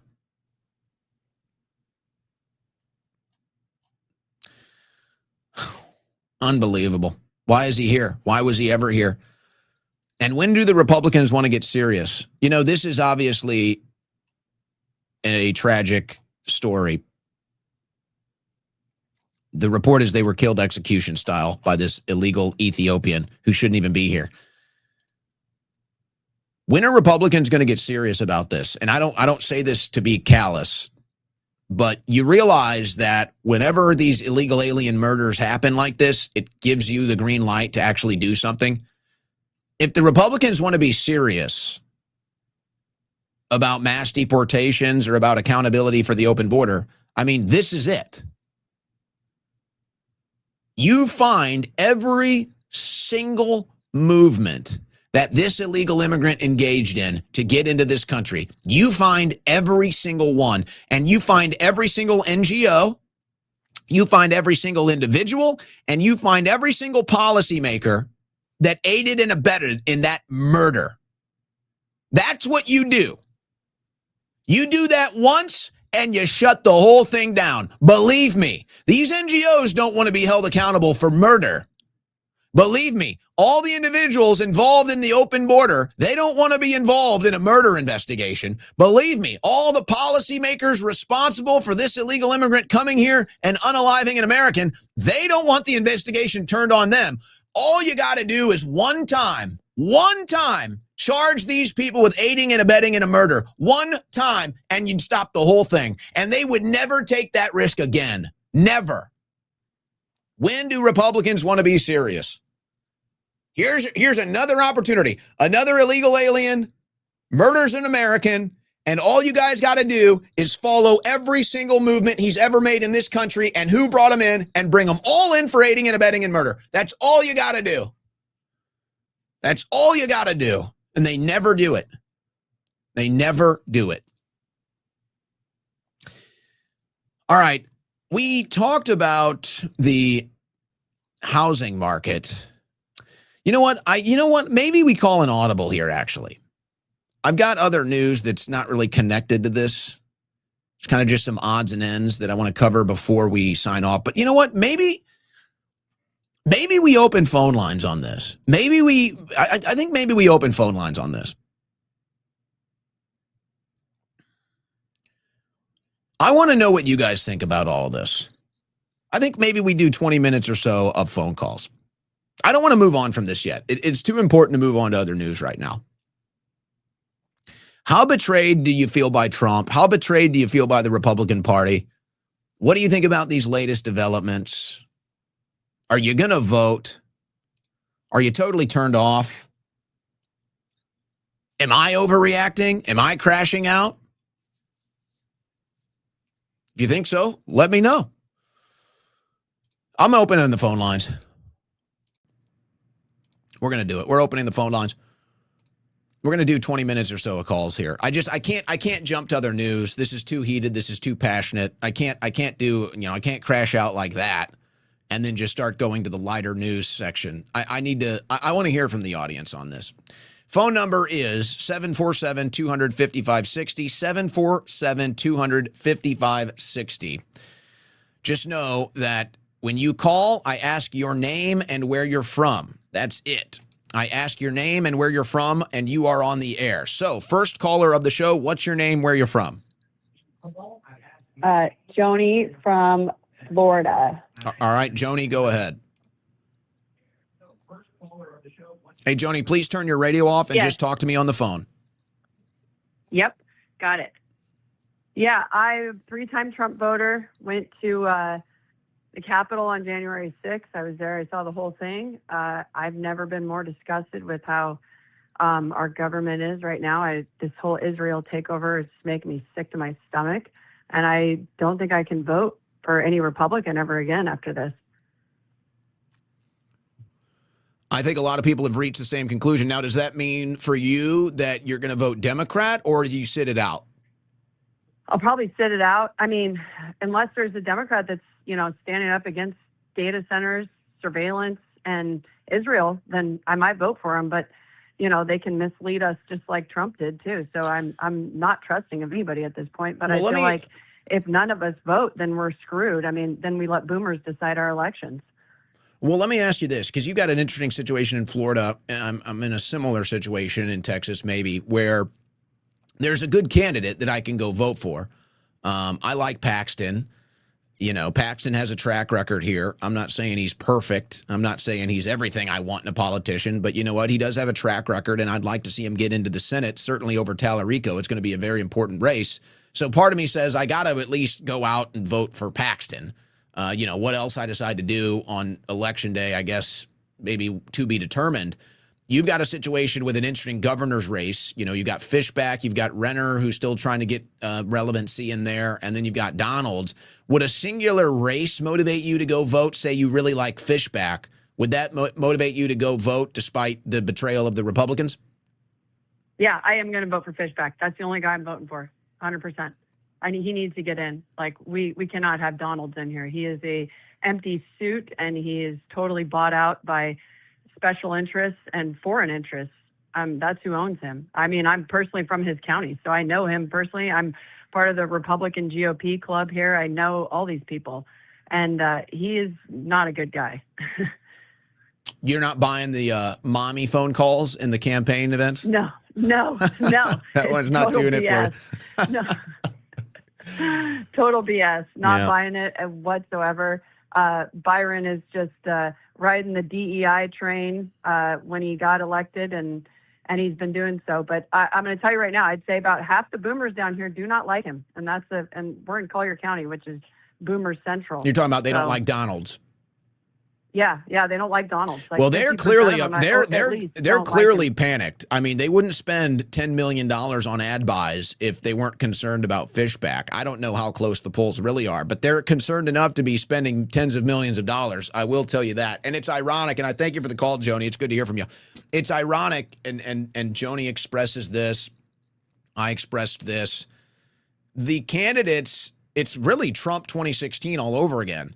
The candidates that are on the Republican ticket, but against the Republican Party, like for Fishback, they're the ones that are actually going to get people to come out and vote. It's like Trump ran against the Republican Party. That's how he won the primary in 2016. Trump's obviously a bigger name than Fishback. Okay, obviously. But you wonder if that play, you wonder if you can run that playbook at a local level and when it's going to equal success. I don't know if it's now, but you're going to hear that. People are going to say, well, I'd go vote for this one Republican because he's anti-establishment, but I'm not voting Republican Party down ballot. So it's if you got one good candidate that you like and you trust, you go out and vote. Do you go vote Republican the rest of the way? Do you do something else? That's going to kind of be, I think, what determines ultimately the outcome of these midterm elections. And I don't think it's just me and Joni. I think many people feel the same way. All right, next caller. What's your name? Where are you from? Hey, what's up, Owen? It's Anthony down here in El Paso on the border, brother. Are you working right now? No, I'm actually right now. I'm on my time off, bro. But I was watching your show and how we're kind of the options that we currently have in Texas, bro. I mean, we have Governor Abbott that definitely did not do us a favor by importing all of the Indians, all of the Muslims that pops out all through Texas. So when Republicans tell us, "Oh, you gotta vote Republican," how much worse can it possibly get, bro? How much worse can it possibly get? Now, as far as Tellerico goes, yeah, the guy believes in open borders. He believes in the transgender of children, but he's not forgiving pedophile rapists like Paxton did, bro. Like, those are our options. You either go with the guy who is forgiving guys that are assaulting and sexually molesting children, or you're going to go with the guy that wants to chop off their wiener, that is against Israel, but is for open borders. How much worse can it get for Texans, bro?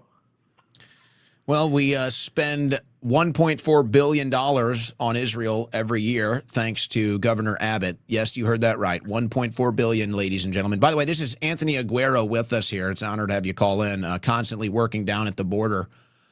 And, you know, Anthony, it's funny. I hear this, and I'm curious your take. You've been working down at the border for years now.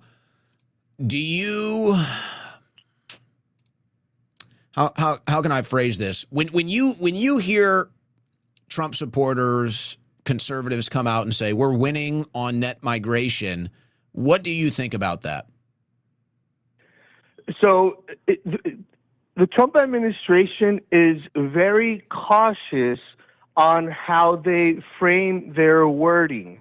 Okay, they tell you that 0 releases have been done, which granted, the majority of the people that are caught and that are apprehended, they're stopped, yes, they might be returned.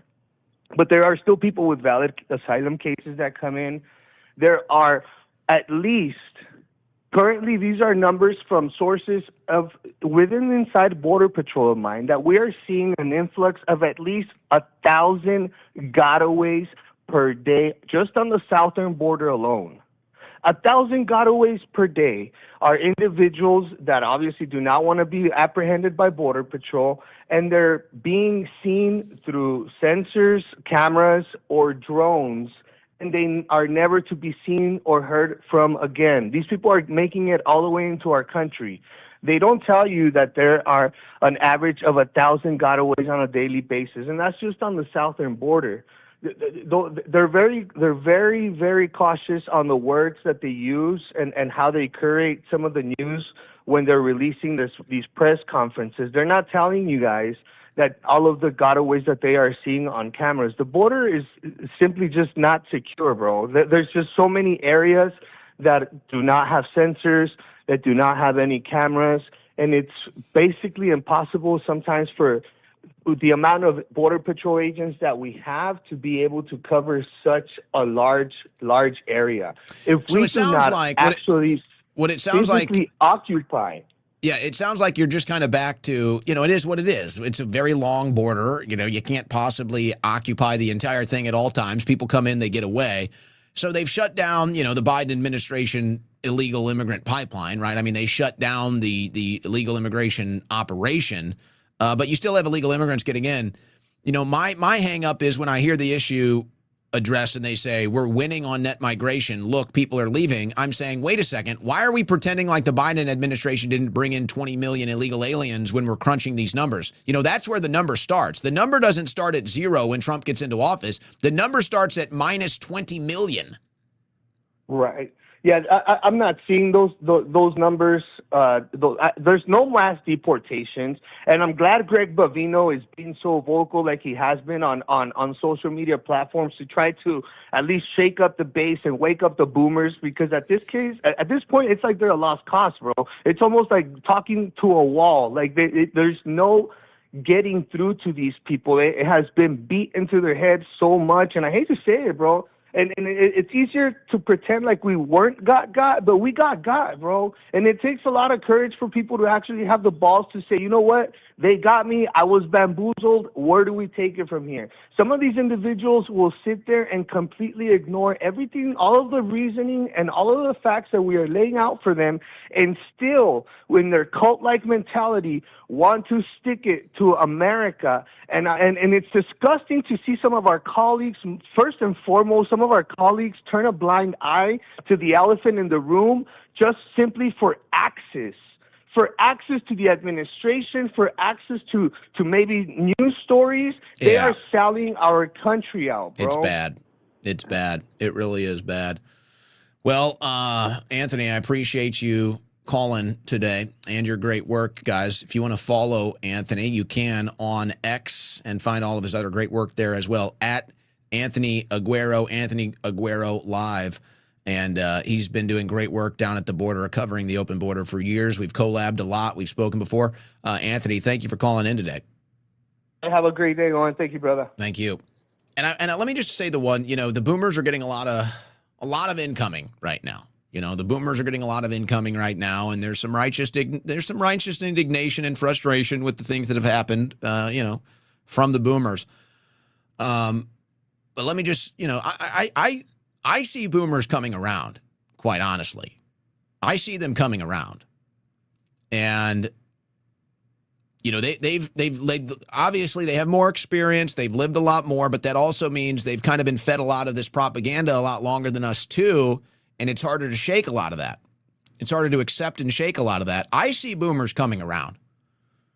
I really do. I see boomers starting to come around in droves now. And I think what's doing it is they wanted to trust Trump. They wanted to have faith in Trump. Many of these boomers were never Trumpers at one point, but the more they listen to Trump try to weasel his way out of the realities of what he's caused in the Middle East, I think the more they start to realize, this really is not good. And then with the body bags returning and Trump's callous nature, the boomers love the veterans. They don't like the way this is being handled. I see boomers coming around. I see the boomers coming around. I'm not just saying that. I mean that. I see them coming around. Let's take another call. Next caller, what's your name? Where are you from? This is the great 7-Eleven from New York City. What's going on, Owen? What's up, Ahmed? What's on your mind? I wanted to shout out Christopher Leon Johnson. He's an independent journalist from New York City that is exposing the West African migrant trade that's been happening the last 3-4 years in New York City, that's driving tax prices up, real estate up, anything that you could think of, because the taxpayers here in New York City have providing basically a sanctuary city for New York City. And the judges, which are the Freemason judges out here in New York City, they're compromising everything in the decisions, and that's why a lot of these West African migrants, such as like Nick Shirley's been revealing, they've been ripping off the system, and I don't know what it's gonna take for New York City to be held accountable, but it doesn't really look very well. It doesn't look okay, because West Africa is very serious here in New York City, and it is not reasonable to charge $5,000 for one bedroom when you have literally Nigeria, Mali, you have all the West African literally on a corner, and the landlords are charging a leg and an arm and everything like that. Literally one bedroom, $4,500 just because they renovate it, and it's literally 150-year-old buildings. New York City is rigged. It's such a rigged sport out here. And there's like independent journalists such as Christopher Leon Johnson that I just wanted to shout out, and you should research him. He's a very, very nice gentleman, and he's doing what he can as an independent journalist to expose the West African migrant trade that are using also Uber Eats and the delivery apps that you could think of, DoorDash and Seamless and stuff like that. But see, and there it is. And that's why Trump won't deport them. That's why Trump won't deport them, because the people that own these companies, the donor class, says, hey, we need the cheap labor. Screw Americans. Keep the illegals here. See, there it is. Thank you for the call. Next caller, what's your name, where you're from? Hey, it's Richard from California. I just wanted to say, man, it's not just the illegals coming in and committing violent crimes. It's also the immigrants coming in with the H-1Bs. It's taking up a lot of the tech jobs, and they can't even do the tech jobs a lot of the time. So that's very disheartening when you see things like that. Well, and they get all the advantages, by the way. You know, they get all the different handouts and leg ups that make it even harder for an American to get an equal shot. It's almost impossible.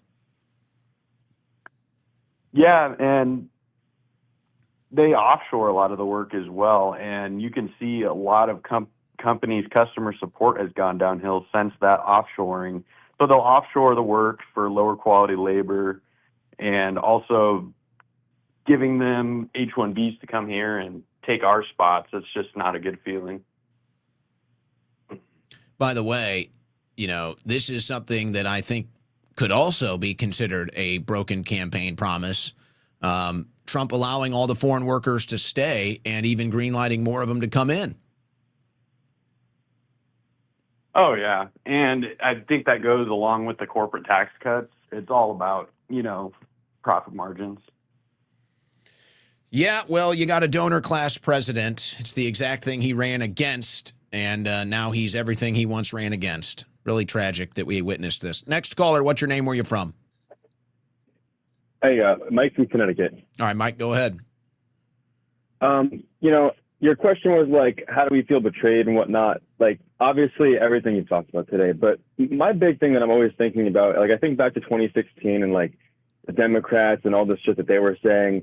You know, like Trump always lies about this and he lies every sentence about that. And oh, he's a horrible person and this and that. And everybody on the right was kind of just like, no, that's not really true. And we kind of all went with it. And then like 2020 rolled around and, you know, January 6th happened. And, you know, I feel like there was some support lost. But and then again in 2024, like everybody rallied around him again. But at every point, it's like, it's fake. It's always been fake. And like, I don't know if we were betrayed because it was like a ploy from the start. And like, that's what kills me, because we're Democrats always right about it, but they're not, because I mean, you look at shit like trans and stuff, like how could you possibly align with something like that? But at the same time, they seem to have been right about Trump in a lot of ways. in a lot of ways. And it like, well, you know, I would just say if the liberal left Democrats want to take a victory lap and say, hey, we were right about Trump, I'm not going to get in their way. I'll let the MAGA cult members do that. I'm not going to get in their way if they want to do it. I don't think it's so simple. You know, I don't know if this is, you know, the most fair analogy, but I just look at it as it's like, hey, just because a guy was the best player on your team a decade ago doesn't mean he's the best player on your team now.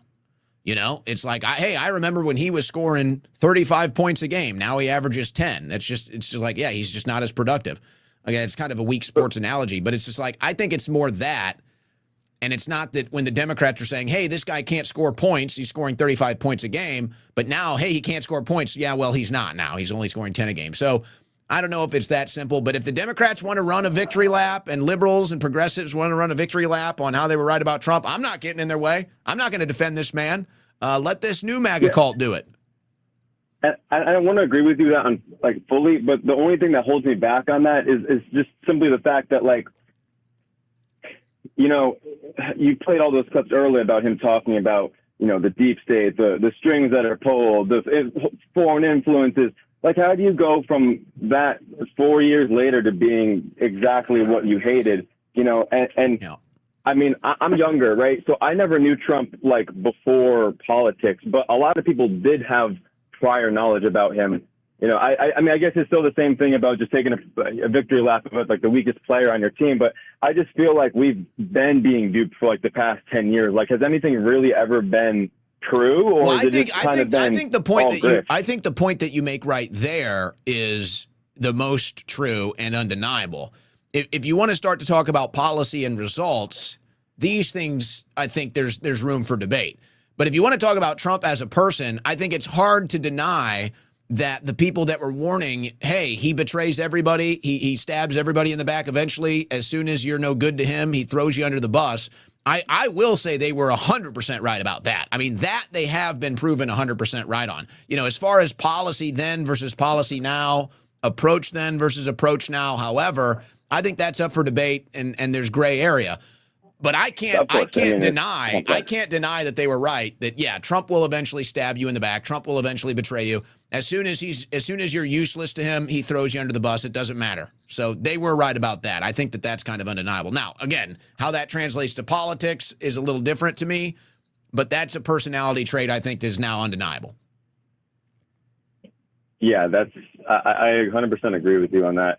And I don't know, though, but the thing is, people, I feel like all the time are like, oh, we need an outsider. But, you know, wasn't that our outsider? You know, somebody who was completely uninfluenced and this and that. Yeah. So, like, who else do you kind of look to now? Yourself, my friend. That's it. That's my message. That's the same thing I'm saying. You can look at yourself, man. You're the only one. It's all local now. It's all local. The political movement that was behind Trump, that put the Republicans in power and Trump in the White House, it's all gone. It's gone. It's been totally bought off. It's been totally co-opted. It's over. It's done. Now, the people are still there. We, the people, are still here. We're a little scrambled right now, disenfranchised. We just took a major betrayal blow. We're still here. And so while things feel directionless right now, it's time to internalize. While things seem hopeless politically, it's time to look at yourself personally. It's time to look and act locally, and it's time to look at yourself in the mirror every day and just be the best person you can be. That's all you can do right now. Look out for yourself, your family, your friends. Become the best person you can, and eventually our time will come. Eventually, we, the people, will find another movement. We'll start another movement. We'll learn from the things that we got wrong, and we'll be back. What the environment, the climate, what it's all going to look like, who knows? We will be back. But now it's all about becoming the best person you can be. Becoming as expansive and dynamic and agile as you possibly can be. And maybe that's more from a media perspective. I'm talking about an approach here. But that's my advice. That's what I'm telling people. It's like, hey, look, we got stabbed in the back by a political movement. What's new? Focus on yourself. Focus on yourself. Do what's best for you, your family, your local community, and that's pretty much it. That's pretty much it. You're not going to get any help from the political world or the any political movement right now. So unless you want to go left, I guess you could go. Left and be part of the DSA, and you might get some political results there. But we're not going down that hill. We're not going down that direction, obviously. Take another call. Next caller, what's your name? Where you're from? This is Mega Von Villen in Texas. All right, Mega Von Villen, what's up? What's on your mind? Well, I'm a little under the weather, so this rant is literally brought to you by Crash Out. I've been talking to my father. He was in Special Forces. He currently does not live in the United States. He lives in South America. I'm not going to say exactly where, but I don't know. I don't know if you guys can feel this. I feel like everybody's kind of feeling the pressure, kind of like the squeeze. Like the boot is slowly just kind of, it's lightly tapping our necks, right? It's not all the way down there yet, but it's almost there. And I think the key is to look, and this is what my father said, you have to look at Ukraine and what's happening there, because that's what's going to happen here, where they intentionally started this war not to win it, but to completely wipe out the ethnic population there, okay, which they have almost done. They've orphaned the children that they've either trafficked or, taken their organs, and they are selling the land to Israelis only, Zelensky is, for pennies on the dollar. Then you got Patagonia that they're burning down, and Israelis are buying it for pennies on the dollar, okay? They want to send you to war. They want to, and it's not just going to be men, it's going to be your daughters too, okay? Like the 19-year-old girl that died, 19-year-old girl who probably signed up, voted for Trump, and was like, I'm signing up, no new wars, yes, it's going to be peace, it's going to be awesome, it's going to be great, and she dies because he fucking lied. Pardon my French. It's funny that you bring that up. That's what they want to do here. And what they've done to us, because America is so unique, and they always say diversity is your strength, diversity is our strength. They've done that intentionally to ironically weaken us, so that we've isolated ourselves based on our differences, right? Instead of seeing each other or even seeing ourselves as just Americans. Okay, that's what we are. We are Americans, like the English are the English, like the Russians are the Russians. They have divided us in that way because it's easier to conquer us in that way. And we need to become not like violent or anything like that, but like a toddler that goes limp in your arms when you're trying to get them out of a store. They're not screaming, they're not throwing a tantrum, they just go limp. And it's so much harder to get them out of the store that way than it is when they're kicking and screaming and you're dragging them out, That's what we need to be. That's a And funny every time- analogy. Yeah, and it's every time you go and you clock into work, right? You're like, well, I have a job and I have bills to pay, and what country are you going to have in 2 to 5 years? What job are you going to have to clock into then? What future are you leaving to your children? Because this is literally what's happening. And you have the Israelis and the Chinese working hand in hand. It may not seem like it on the outside, but on the inside, that's what they do. Well, the Israelis Chinese sell love our this. technology to them. The Chinese have a deed to every American property in the United States. The North America is going to go to Chinese because they've already invaded pretty much Canada, and the South America is going to go to the Israelis. And they're going to ethnically wipe out Americans. That's the intent.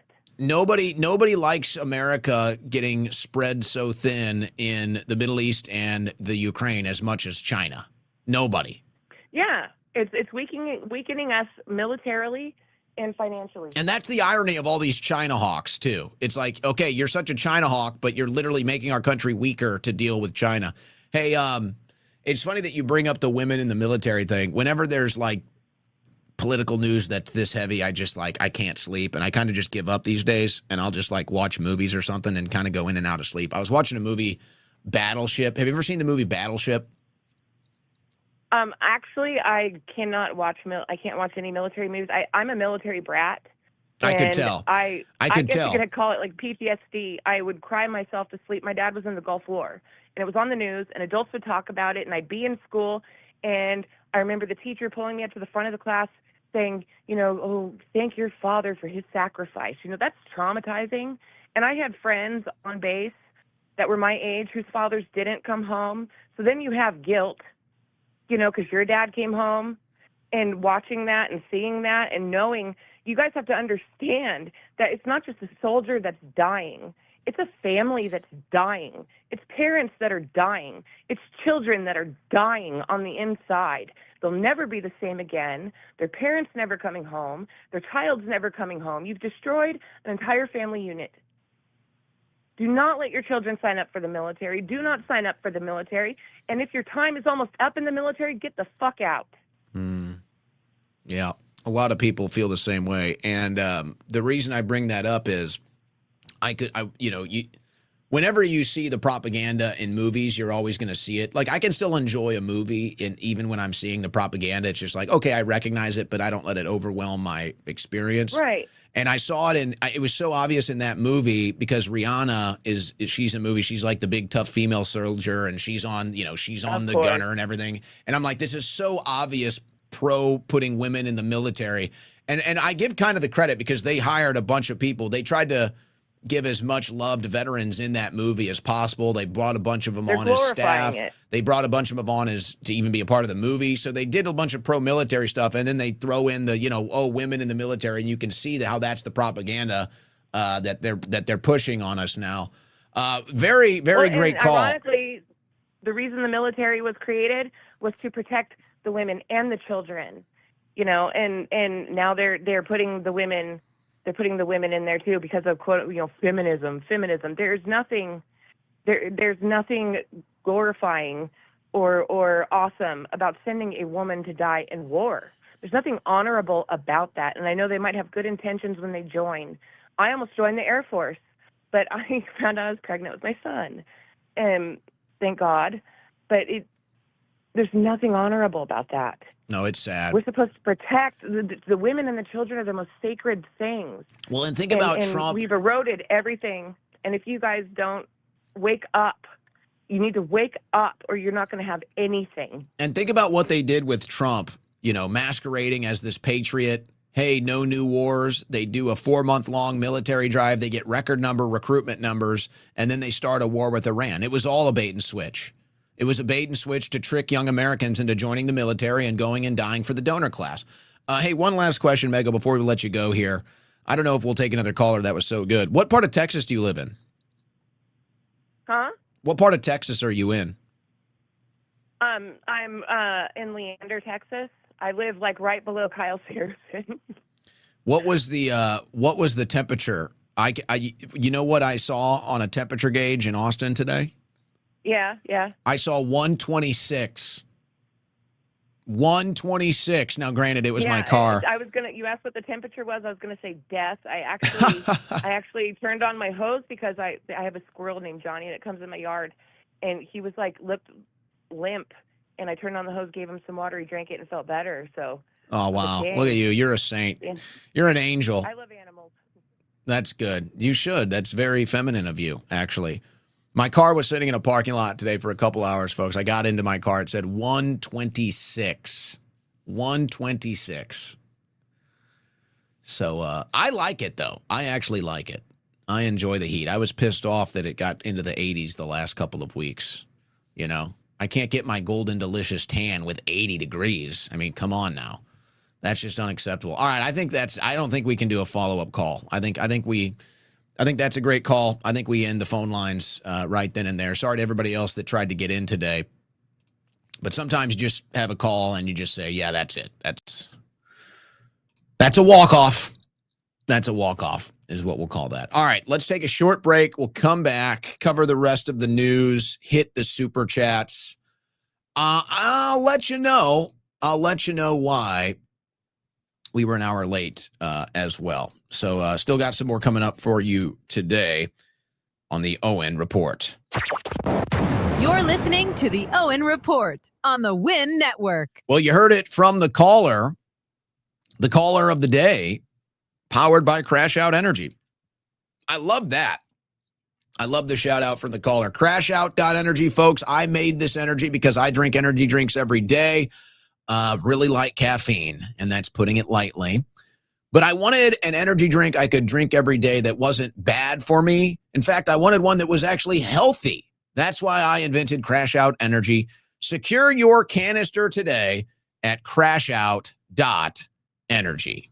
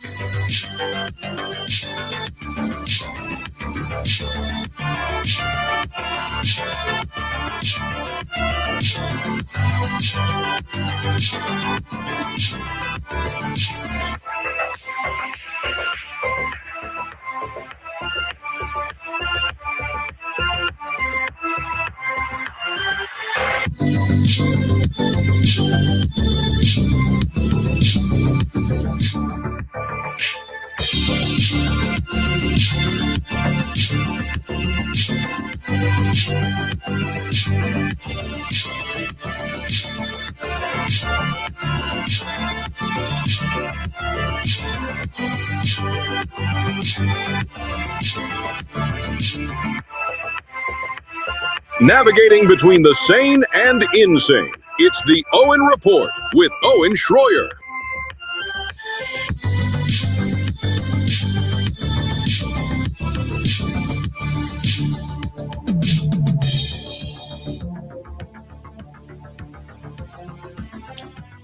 I catch this on the side screen.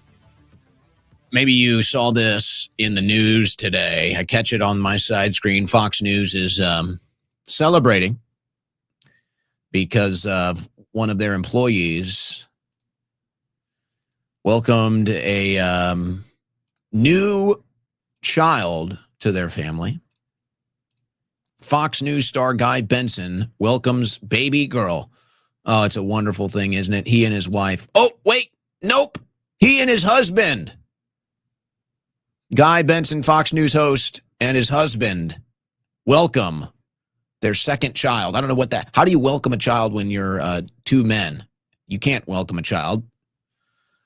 So there you go. There's your conservatism. There's your Fox News conservatism. You know, I don't know why this is one conservatives give up, honestly. There's certain things about liberal culture that conservatives can kind of just say, you know what, live and let live, you know, leave me alone, I leave you alone. There's certain things where I can kind of, you know, I can reconcile with that. And then there's certain things where you just say, no, why, what? No. Men buying babies. How is it that men that purchase babies get more access to mainstream Republicanism and right-wing news networks than actual American patriots? Ever wonder why that is? Yeah.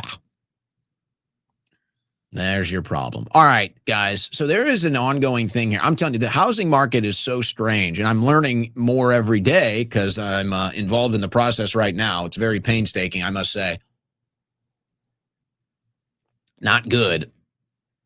But I learn more, and it's like you hear this stuff when you're kind of in the market shopping around, talking to real estate people, whatever. You hear some of this stuff, and then it pops up in the news. Here's an example. People are abandoning their houses right now because they can't afford them, but they also can't sell them. And so basically people have just decided we're just going to leave the house. We're just going to vacate the house. We're going to stop making our payments. And the real estate agents and the bankers are kind of the ones that are in the hard place here. The banks are already at record foreclosure rates, but the more they foreclose, the closer the bubble gets to popping. And then for the real estate agents, they don't know what to do about all the people that are abandoning their houses because they're just saying, hey, we can't afford it, we're out. We can't afford it, we can't sell it, we're out. And then the real estate agents don't know what to do because the mortgage is still tied up with the banks. The banks don't want to cancel the mortgage because then the bubble bursts, and then the real estate agents are dealing with trying to move houses that they can't even get the banks to take action on. It's totally insane out there. I'll get more into that if and when the situation calls for it with the crap that I'm going through. But that's what's happening, guys. People are just abandoning their houses. They're saying, whatever, we'll take the credit hit. We can't sell it. We can't afford it. We're out. And then they're able to rent somewhere else. It's and this is happening a lot in Texas right now, by the way. Happening a lot in Texas. Hunter Biden back in the news. Hunter Biden makes bizarre claim. Bizarre. Hunter Biden makes bizarre claim of closeted gay mafia in Washington, D.C. There's nothing bizarre about that at all. Actually, most people accept that as reality now. Hunter Biden calling out the closeted gay mafia in Washington, D.C. Now that is funny. Republicans won't say it, though. Hunter Biden will. How do you like that? How do you like that? So, okay. What is going to happen now in this case with Trump and the British Broadcasting Channel? Trump must hand over detailed financial information as judge rules against him in his $10 billion suit against the BBC. Discovery process could leave Trump's business open to new levels of public scrutiny. I don't think Trump likes that. And I think now he's opened himself up to some problems here, guys.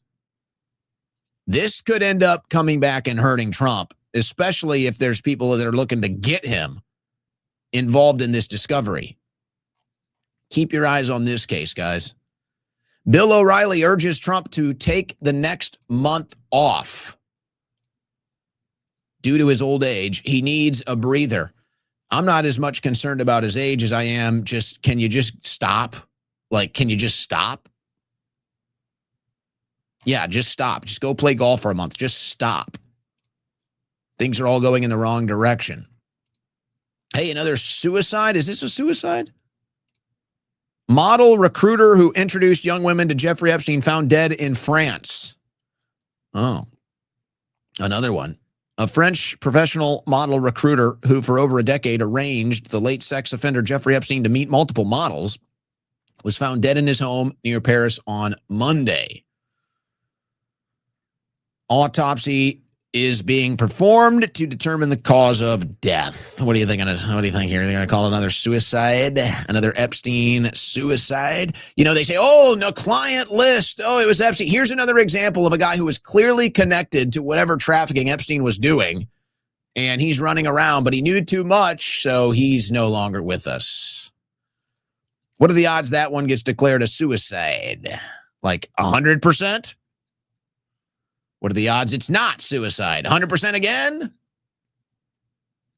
So Mamdani is threatening to arrest Netanyahu. An interesting segment on Fox Business in response to this. Listen to this one. If Mamdani lifts a finger to try to arrest Benjamin Netanyahu, Mamdani can go to jail. Mike Thiessen walked through it last night. Hammer and verse. U.S. Code 22 U.S. Code 7423, 18 U.S. Code 112, protection of foreign officials, official guests. If you listen, he may already be guilty, but he can go to jail for a couple, 3 years if he tries to boot out Netanyahu. Now, this is where, sorry to my boomers here, but we got a couple boomers on the Fox News set, so I have to address it for what it is. This is where the boomers are just like totally lost. They're just totally lost. They don't get it. Now, as far as him citing the U.S. code and all of this stuff, guys, how many times have we been here? Okay. People go on, they put lawyers on TV. They cite the U.S. code, how this person broke the law, and nothing ever happens. This is a lawless country. You're up here citing U.S. code that nobody follows. Okay. So that's completely worthless, but that's hard hitting slop for boomers. No offense to our boomers. But that's why they do it. So they hit you with that slop like, oh, U.S. code. Oh, this is serious. Nobody follows the law.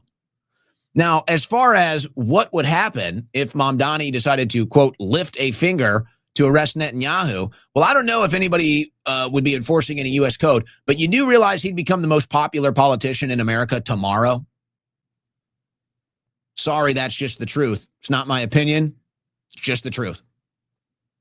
And that's why it's so frustrating. It's like Trump could take it. Who wants to take it? Trump could become the most popular politician in America again if he arrested Netanyahu. But Trump is a sellout, and apparently Mamdani's not. What's up with that, by the way? What is up with that? Mamdani and Trump, who are buddy-buddy, and Trump's over here standing up for Netanyahu, the most wanted war criminal in the world, the most unpopular thing he could do right now. And then Mamdani, the Muslim socialist from New York, he's the one taking this opportunity. He's the one seizing the moment. He understands the destiny here. Really? So it's not even about Mamdani. It's about anybody that wants to do it. So if Trump doesn't want to do it, then Trump doesn't want to do it. Now, I don't think Mamdani is going to do anything, but he understands better than Trump now what's popular and what's not. So these boomers are up here thinking, ooh, we'll talk about U.S. code. That's juicy. Oh, yeah. Mamdani can't get Netanyahu. He's untouchable. Boy, you guys really have no clue what's going on. It gets even funnier. Listen to this. Yeah, also, if you read that law, there's another thing in there, but if you even threaten, you can go to jail. Yes. Oh, and I'm sure that goes both ways with all the people threatening right now, threatening Americans, threatening others to make sure that we fight this war for foreign interests. Yeah. Also, the police commissioner has absolutely no power to arrest anybody. I love the show Blue Bloods. That's half the episodes where the mayor wants somebody arrested and can't get the police department to do it. We have a great police commissioner, Jewish. She's certainly not going to arrest Netanyahu. Oh, because she's Jewish, she won't arrest a fellow war criminal because he's Jewish? I'm sorry, what? What did you just say? You said that Netanyahu is unarrestable because he's Jewish? And the police commissioner won't arrest Netanyahu because she's Jewish? Wait a second. Boy, that sounds like, boy, that's interesting. You just said that on TV too, didn't you? Wow. Okay. Well, all righty then. Remember the warnings I was giving out last year about this ICE recruitment issue? Told you this would happen, by the way. And that's another home run from the great Babe Ruth. And I get the feeling that this is just going to be the first of many stories. ICE officer in Maine shooting has history of violent behavior, family and court records say. There is also a audio that's gone out. It's not good, guys. This ICE agent who killed a person in Maine. I'm not even going to play the audio. He's making direct threats on a phone call that I guess his wife, ex-wife, was recording when they were going through a divorce or what have you, saying some direct threats, stuff that, probably could land you in court. And so she's sharing these recordings with media. What a shame the whole mass deportation issue has turned into, guys. What a mess. What a mess. And I know why the Trump administration did it. They didn't have any choice. Because Trump sold our military to Israel, he was not able to use our military to do mass deportations. So the Trump administration, scraped up a bunch of cash and did an ICE recruitment drive because they needed as many bodies as possible. They just needed men. And so they paid these men a nice pile of cash to bring them in. And they couldn't really do background checks, and they were recruiting people that just, have a certain type, let's say, the certain type that just wants to get into a uniform and start busting heads. So they recruited a bunch of these guys. Now there's at least one of them that has killed a person, and this is not going to look good. I think there's going to be more of these stories. Now, whether or not it results in violence, I don't know. But you're going to start hearing more, I suspect, about some of these individuals that made their way through the ICE recruitment process that you'll see the record, the background, and you'll say, yikes. You'll say, yikes. And the administration had to do it. ICE couldn't do it. They don't have the numbers or the capacity, so they had to bring in as many men as possible. The mass deportations aren't happening. It needed to be the military, but Trump sold our military to Israel, and so now what do you get? A war in the Middle East and no mass deportations. All right, Catherine Herridge, I'm just going to read her statement here. She's in this fight for free speech in Washington, D.C. with the press club. Catherine Herridge, my remarks to the National Press Club First Amendment discussion. On Monday, I wrote my first check to the U.S. District Court for the $800 daily contempt fine. The plaintiff is now asking the court to increase the fines to $5,000 a day and bar third-party reimbursements for the fines. This is designed to break a journalist mentally, emotionally, and financially. It should also concern every journalist and every American who values a free press that vital First Amendment rights are being decided in a case where the courts have kept important evidence secret from the public by keeping documents under seal. Serious journalists everywhere should demand the release of this sealed evidence so the public can fully understand what is truly at stake when courts impose fines and order reporters to reveal their sources. At a time when many corporate media outlets chose to settle or pressure journalists to surrender their notes, I want to acknowledge that Fox News has continued to stand behind me and fully support the First Amendment and investigative journalism by paying my attorney's fees, even though I left the network 7 years ago. So they're trying to put the screws to Herridge on a story she broke. And she's fighting the good fight, standing against him. And this is part of the pressure campaign, really, that the Trump administration is engaging in D.C. With a lot of members of the media. And if you don't play ball, they ban you and they kick you out. Brett Weinstein asks, is the Charlie Kirk case more like COVID, where we will be able to have a rational public discussion in about 5 years, or will it be more like JFK? Will it take decades? So this is getting obviously a lot of responses. I think it's a fair question. It's funny on the COVID case. There's a bunch of Republicans running around D.C. right now screaming and shouting how COVID was made in a lab and they need congressional action. Oh, my gosh. Oh my gosh, man. It's just like, it's like, when are you going to start listening, When are you going to start listening, Oh, all the Republicans are willing to admit it was made in a lab. Oh, all the Republicans are willing to admit all the stuff that we knew 6 years ago about COVID. It's just like, oh my God, It's like, oh, we just keep being right about everything. You guys fight us tooth and nail, and then 5 years later, you admit we're right. But, no matter what you think about the Charlie Kirk situation, the way he phrases it, I think, is important. When are we going to be able to have a rational public discussion? And it seems like it's few and far between that you can even have one. And there's fair discussions being attempted right now. There's individuals that are trying to have, good faith debates over this on both sides, by the way. There's people that lean or believe the official narrative versus people that don't or lean against the official narrative. And there's some rational conversation that's able to make it through, but it's virtually few and far between. It's basically all irrational, hate-driven, propaganda-driven. It's very strange. It's very toxic. But I just like the way he phrased that. It's like, hey, if we were having rational conversations about this stuff, it'd be a lot easier to, have good faith debates and figure out maybe someone's right here, someone's wrong here, whatever. It's just not happening. It's just so hard to see it anywhere. So now we wait. U.S. measles cases surpassed last year's total. Give me a break. They're trying to lay this on RFK Jr. and say, oh, he's causing the measles. Just stop it. All you leftist outlets that are publishing stories about RFK Jr. and the measles, you guys said nothing for 4 years while Joe Biden was pouring in illegal aliens, bringing in tuberculosis, measles, everything. All kind, bubonic plague.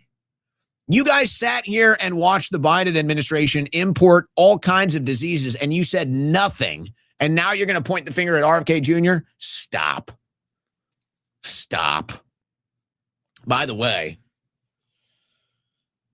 on RFK Jr., I don't want to get too far ahead of this because it's not my story and I don't even really have all the information. But, you can probably see enough circumstantial evidence to understand what I'm saying here. It sounds like, guys, whatever is left of Maha in D.C. is they've given up. They've given up. They're done. And some people are just abandoning ship. Others are sticking around, trying to fight the good fight. Some are sticking around because it's a job. But as far as the leadership and the direction and the policy making, Maha's dead. It's over. It's done. They'll do some press releases and, RFK Jr. will do some cool stuff, a cold plunge, whatever. But for all intents and purposes, Maha is done. There is no Make America Healthy again. Big Pharma still owns Washington, D.C. They're getting their people nominated. The companies that make the slop still have more money than us, so they're able to lobby Congress to keep the slop alive, keep the slop going. So I'm just getting some buzz, let's say, that Maha's dead. It's like there's still signs, there's still some leftovers, some remnants, some ideas. But as far as policy and results, yeah, Maha's pretty much done. There's no fight left. So again, it just comes up to you. It just comes down to you. CBS News. More Americans report shoplifting as inflation climbs. Well, we can talk about the shoplifting issue. People are poor. They're shoplifting. In fact, many grocery stores are now putting all beef under lock and key. You can't even go to the grocery store. You want to get a T-bone steak, you're going to have to go ask the manager because it's getting stolen. And I'm sure it's middle-aged white women, as they depict here in the picture. I'm sure it's middle-aged white women that are doing all the shoplifting, as CBS wants you to believe here. That's, I'm sure, yeah, that's the demographic doing it. Definitely. The hottest new anti-aging ingredient? Cadaver skin injected right into your face. What are we doing, man? What are we doing? There's so many ways to maintain skin health and, keep glowing, vibrant, healthy skin, however you want to say it. There's so many ways. Really? Cadaver injections into your face? And that's not even the craziest looks maxing, life maxing extension story you're going to hear today. Have you heard the latest from Brian Johnson? He says he has cloned himself as a newborn. With this clone, he says he can become his own blood boy. What, he's just going to like have a clone blood bag? He can test therapies on the clone. He can grow organs for transplantation, develop new treatments, inject young cells. This baby Brian lives in a petri dish for now. This may be scary to some people, a dystopian future, but for others, they will see it as the inevitable future of health. Have you ever seen the movie The Island? Ewan McGregor and Scarlett Johansson? That's what this sounds like. This is like right out of The Island. Clinical trials are already using this technology to restore dopamine neurons for Parkinson's, heart health, and eyesight. So it goes on here. So they're cloning people to, take their blood, take their organs right out of The Island. Okay. Can't get mass deportations, but we're going to get clones and cadaver skin injections. We're doing good as a country. We're doing great. Sophie Cunningham, maybe providing some hope, some morale. Sophie, what would we do without you? The new it girl of the WNBA. Sophie Cunningham sparks social media meltdown by speaking out to protect women's sports. How ironic. The WNBA's star comments drew praise from Riley Gaines, Ted Cruz, Martina Navratilova, while sparking backlash online. It's so crazy. You look at this, I don't even know what you call it, feminism, woke, and they pretend like they're, it's all pro-woman stuff. But then you come out as actually pro-woman and the feminists hate you. So because Sophie Cunningham doesn't want boys to compete in women's sports, because Sophie Cunningham wants to protect women's sports, somehow that's anti-woman now. Sophie, just keep being yourself. Just keep being yourself, Sophie. You are the WNBA's new it girl. All right. I would, of course, have Sophie as a guest. Maybe more. Whoa. Let's go to the super chats, guys. All right. Jen Common leads us off. It's time to send your hair with your mustache. Bad news. The mustache is going to grow back.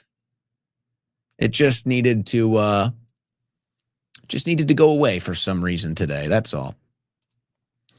Wifey, why do you hate me? What should we do with Wifey?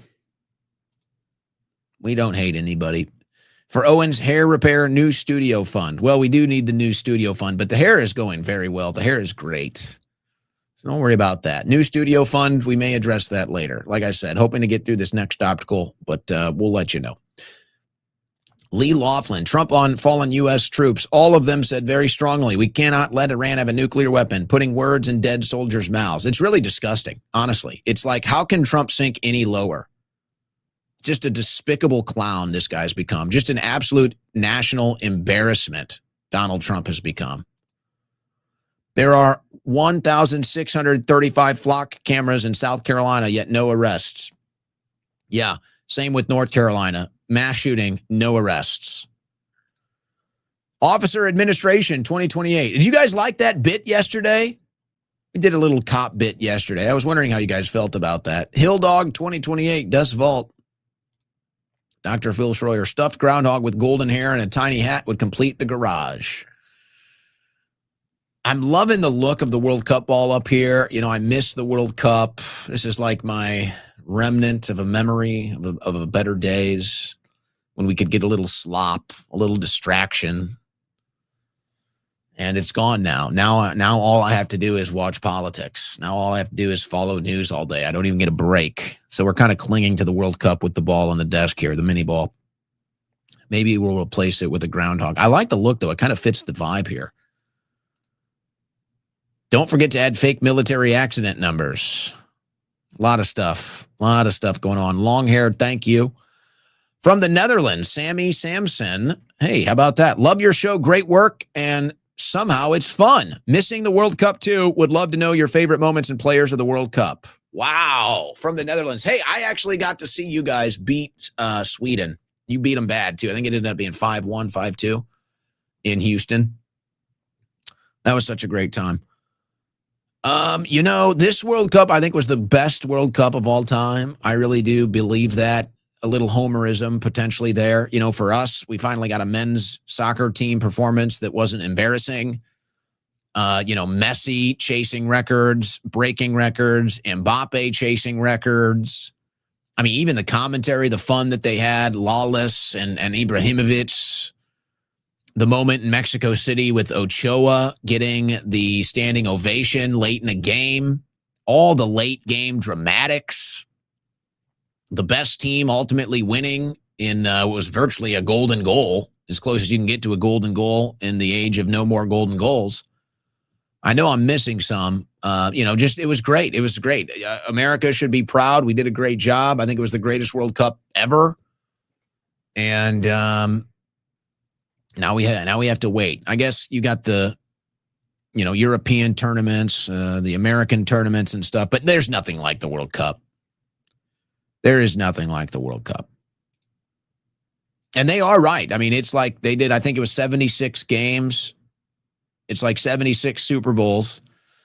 The only tragedy that happened was after a game in Houston, one of the employees at the stadium was walking home late and I believe it was stabbed or shot. I can't remember. That was the only tragedy. I kind of just chalked that up to Houston violence. But other than that, everything went off without a hitch. Jimmy Boy Productions, it's been Operation Trust 2.0, become dangerous in mind, body, and spirit. That speech was emotional, sucker punch to the gut. Yeah, I'm sorry to torture you with that old Trump speech today. Save the spread your legs for Israel act. That's good. That's good. Alexis John, my MAGA-loving father who wears Trump shirts and hats is still defending Trump and Israel. Please tell me your advice of curing these types of people. I just let him have his day. I just let him have it. And in time, they're all coming around in time. I just feel time is the only antidote for that.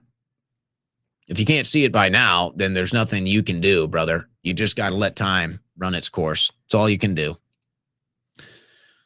Captain, going to be bittersweet when these people realize pro-Israel people was never pro-America, but it's going to be too late and America will be sucked dry. Yeah, that's the ultimate truth. All the pro-Israel people are faking like they're American patriots. They're not. Understand that. Understand that nice and firm and clear. You cannot have dual loyalty. Political polygamy is disgusting. And all of these people love Israel. They don't love America. If you love Israel more than America, or if you claim you love the both the same, you don't. You don't. But everybody, again, this is just a matter of time. Everybody will figure all of this out, guys. MAGA Murdoch, donating since I can tell you need the money to continue your grift. MAGA is not dying. It's only exposing frauds like you. MAGA now and forever. Okay, bud. Is that a joke? Is this a joke? This has to be a joke, right? I'm assuming this is a joke. I'm assuming this is a troll. I'd love to know more. What are you getting out of this, bud? Are you getting mass deportations? Are you getting, how's the debt? How's the debt looking? How's no new wars looking? How are the midterms looking? How's election integrity looking? How's accountability for the Epstein files? How's accountability for a stolen election? How's accountability for Spygate, Russiagate, COVID? I mean, should I keep going? How many service members dead is enough for you? MAGA is not dying. But you're right. MAGA is dead, and now it's a zombie like you coming for me, the people with brains. MAGA is now just a zombie movement where now you guys need brains, so you're coming after people like me. Now, I don't know if you know about me and MAGA. If you did, you probably wouldn't be talking right now and calling me a fraud. But I have no love lost for you. Eventually, you'll see things my way. Eventually, you will, because I'm right. So eventually, you'll get it. So I have no ill will towards you. God bless and Godspeed. Good luck. Eventually, you'll see I'm right. Or you can just like getting nothing out of this administration and him turning everything over back to the Democrats to be worse than ever. Or you can like that. Going after open border NGOs is anti-Semitic, Owen. Hey, look, obviously there's a lot of Jewish NGOs. There's a lot of Catholic ones too, a lot of non-denominational ones too. So that's not going to work. The mustache went for a ride and didn't come back. Dre Bay. Oh, it's coming back. The mustache is coming back. I haven't had a clean face like this in so long. I don't even know. Honestly, I really don't even know. Like 10 years, maybe. Honestly, it's a long time. Long time. Not much commentary on that today. If you trust Fishback, you've been psyoped by the next latest and greatest. His name is Fishback. Dude gives me Chase Geyser creepy vibes. Who is Amaze? Don't like Fishback. And it's a vibe for you. It's a vibe. And you don't trust him. Well, you're going to have trouble trusting anybody in politics ever. So I guess that's just kind of the conclusion you've made. And you don't even want to give Fishback a chance? One for all for one. USA, love you, oh. Thank you. Appreciate that. Alex McCarthy, wrong. Fishback is by far the best option. We shouldn't trust any politician you don't know personally. Yeah, I mean, even it's like worst case scenario, what are you going to get? It's like you kind of give the anti-establishment candidates a shot. He's anti-foreign aid. He's anti-surveillance state. I understand not trusting anybody, especially after what Trump did. Now it's like any good guy that might get in there, you're never going to trust him thanks to Trump. Sad but true. Hey, Owen, is using your 401k for a down payment on a house a good idea? I'm not giving you that financial advice. I'm not going to tell you what's a good idea or a bad idea. I would say, though, not to completely scoff off your question, I would say getting yourself in the best position asset-wise right now is probably a good decision.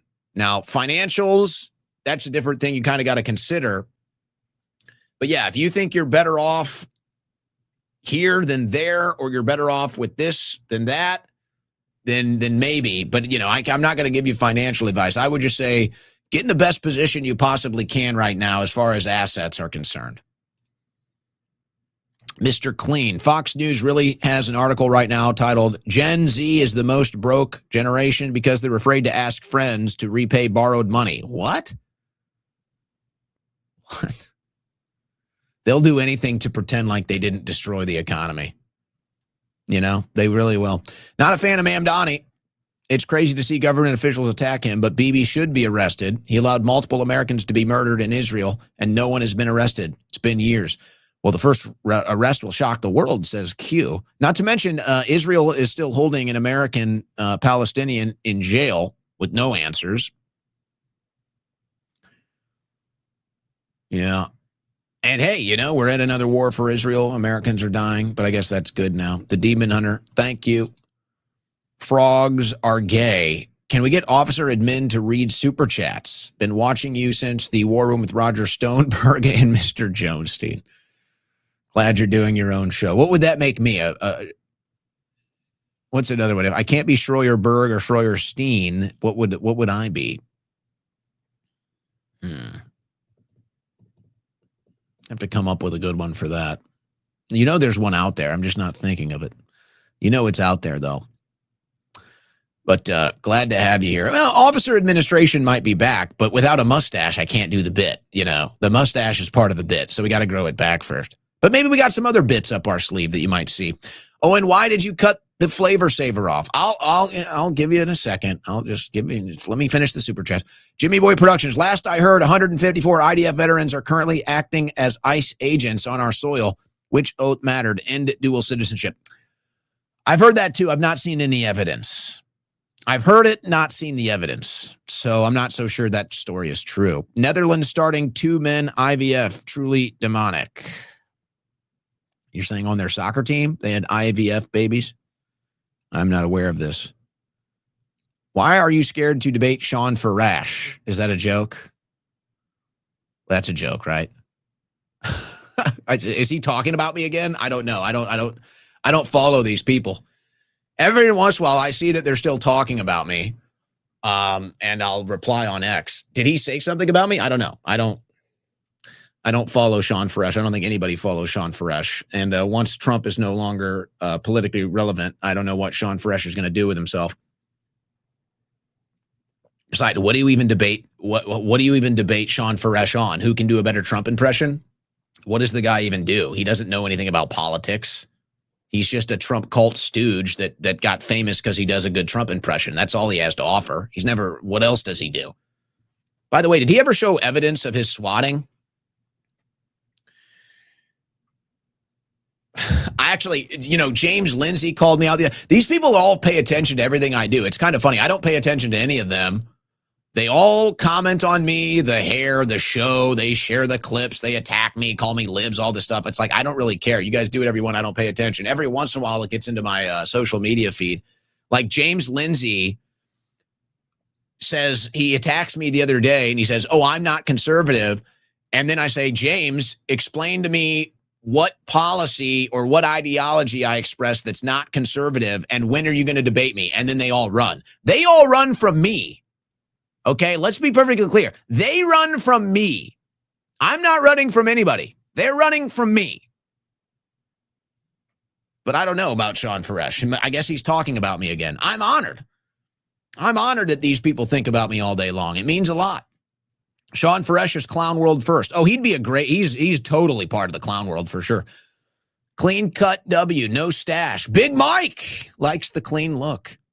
You'll come running back to top Goy Trump. Oh, you son of a bitch. You son of a bitch. You know what you've done. You know what you've done. All right. All right, guys. I want to let you know what we were doing. Some of you might not like this, but I'm going to tell you what happened. Hold on, let's see what we got here. Schroyer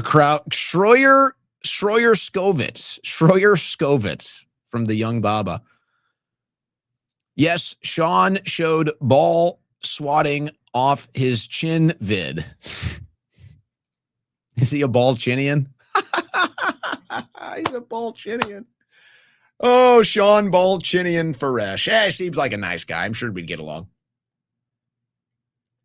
All right, so why were we late today? Well, I told you I was going to do what needed to be done, and I guess we'll get a little bit ahead of this. Now that the World Cup is over and we got to get back to our movie recommendations on the weekends, I'll get a little ahead of it. Usually we do the movie recommendations on a Friday show, so if you want to watch a movie on the weekend, we give you good advice. We'll get a little ahead of it today. So I went and saw The Odyssey today. And I went, let's say, in costume, you might say. You'll find all of this. I'm going to post a video later. I think you can probably guess what I did as far as the Odyssey costume is concerned. Aside from that fun, guys, I got to tell you, great movie. Flat out, great movie. I'll give it a 4 out of 5 because to get a 5 out of 5 stars, it has to be perfect. And the casting, the bad decisions made in casting are way overblown. It does not impact the film much at all, actually. In fact, I think that the whole casting of Elliot Page, which by the way, Elliot Page does not even play Achilles. That whole thing was fake. Elliot Page does not even play Achilles. Elliot Page plays some other, well, I won't get into the story. It's not even Achilles. So the whole thing about Elliot Page playing Achilles, it was never even true. I think Elliot has about 3 minutes, maybe, of screen time. And the majority of her screen time is not even really, you won't even notice if it's a trans or not. It's something else. So I think that was a marketing thing. I think putting Elliot Page in there and then running these clips of Elliot Page, the transgender in the men's armor, I think it was a marketing pitch because Elliot Page does not play Achilles and maybe has the smallest role in the entire film. Like, of all the characters, the smallest role. So I think that was a marketing gimmick. Now, casting, I don't know the black woman's name that played Helen of Troy. It's a miss. It's just stupid, but it doesn't really impact the bottom line of the film. And then really the one casting that actually hurts the film the most is Zendaya. I have to assume that Zendaya gets this role because her boyfriend was in the film. That's my assumption. Tom Holland was fantastic. Zendaya, I don't get it. I don't get the whole Zendaya thing. And I'm not even a guy that's like, oh, she's ugly. I actually disagree with that. I think Zendaya is actually a good-looking woman, and I think most of the men that say Zendaya is ugly, if they actually saw her at a bar and didn't know any better, they'd be drooling and they'd be begging just for a moment to talk to her. And they'd be staring. So no, Zendaya's a good-looking woman. Stop kidding yourself. But an actress, I'm still not convinced. I don't understand. She's not good in Dune, but the film still is great. She's not good in The Odyssey. The film is still great. But of all the different casting decisions that are getting the commentary, the worst and most impactful is Zendaya. Doesn't make sense. It just doesn't make sense. And I'm trying not to do any spoilers here, by the way. I'm trying not to do any spoilers. So for those reasons, the bad casting, it doesn't get a 5. If they would have nailed the casting, I think it could have gotten a 5. Now, as far as the soundtrack, I think this was like another weird marketing ploy. They put out this like grunting rap music, like that was part of the soundtrack. It was not. It was not in the film. The soundtrack actually vibes and meshes with the cinematography, with the editing. So I'd say 4 out of 5. I'd say 4 out of 5. I could even see us going as high as 4.5 out of 5. It's not going to get 5 because of the bad casting decisions. It's a great movie. It's a 3-hour movie, legitimately. Now, if you're going to go see it, you're going to deal with 30 minutes of previews, and the official runtime is 2 hours and 52 minutes. So get ready for a 3+ hour movie excursion. It's going to take more than 3 hours to get through the whole deal after previews and everything. But I would say go see it.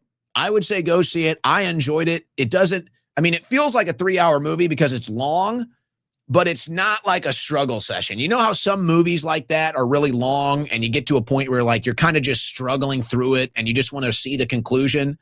Not like that at all. Not like that at all. And, I think the one, I almost don't even want to tell you what to expect because it's better you go into it with no expectations, honestly. It's better you just forget about all the crap that you heard and just go into it with no expectations. You'll enjoy it either way.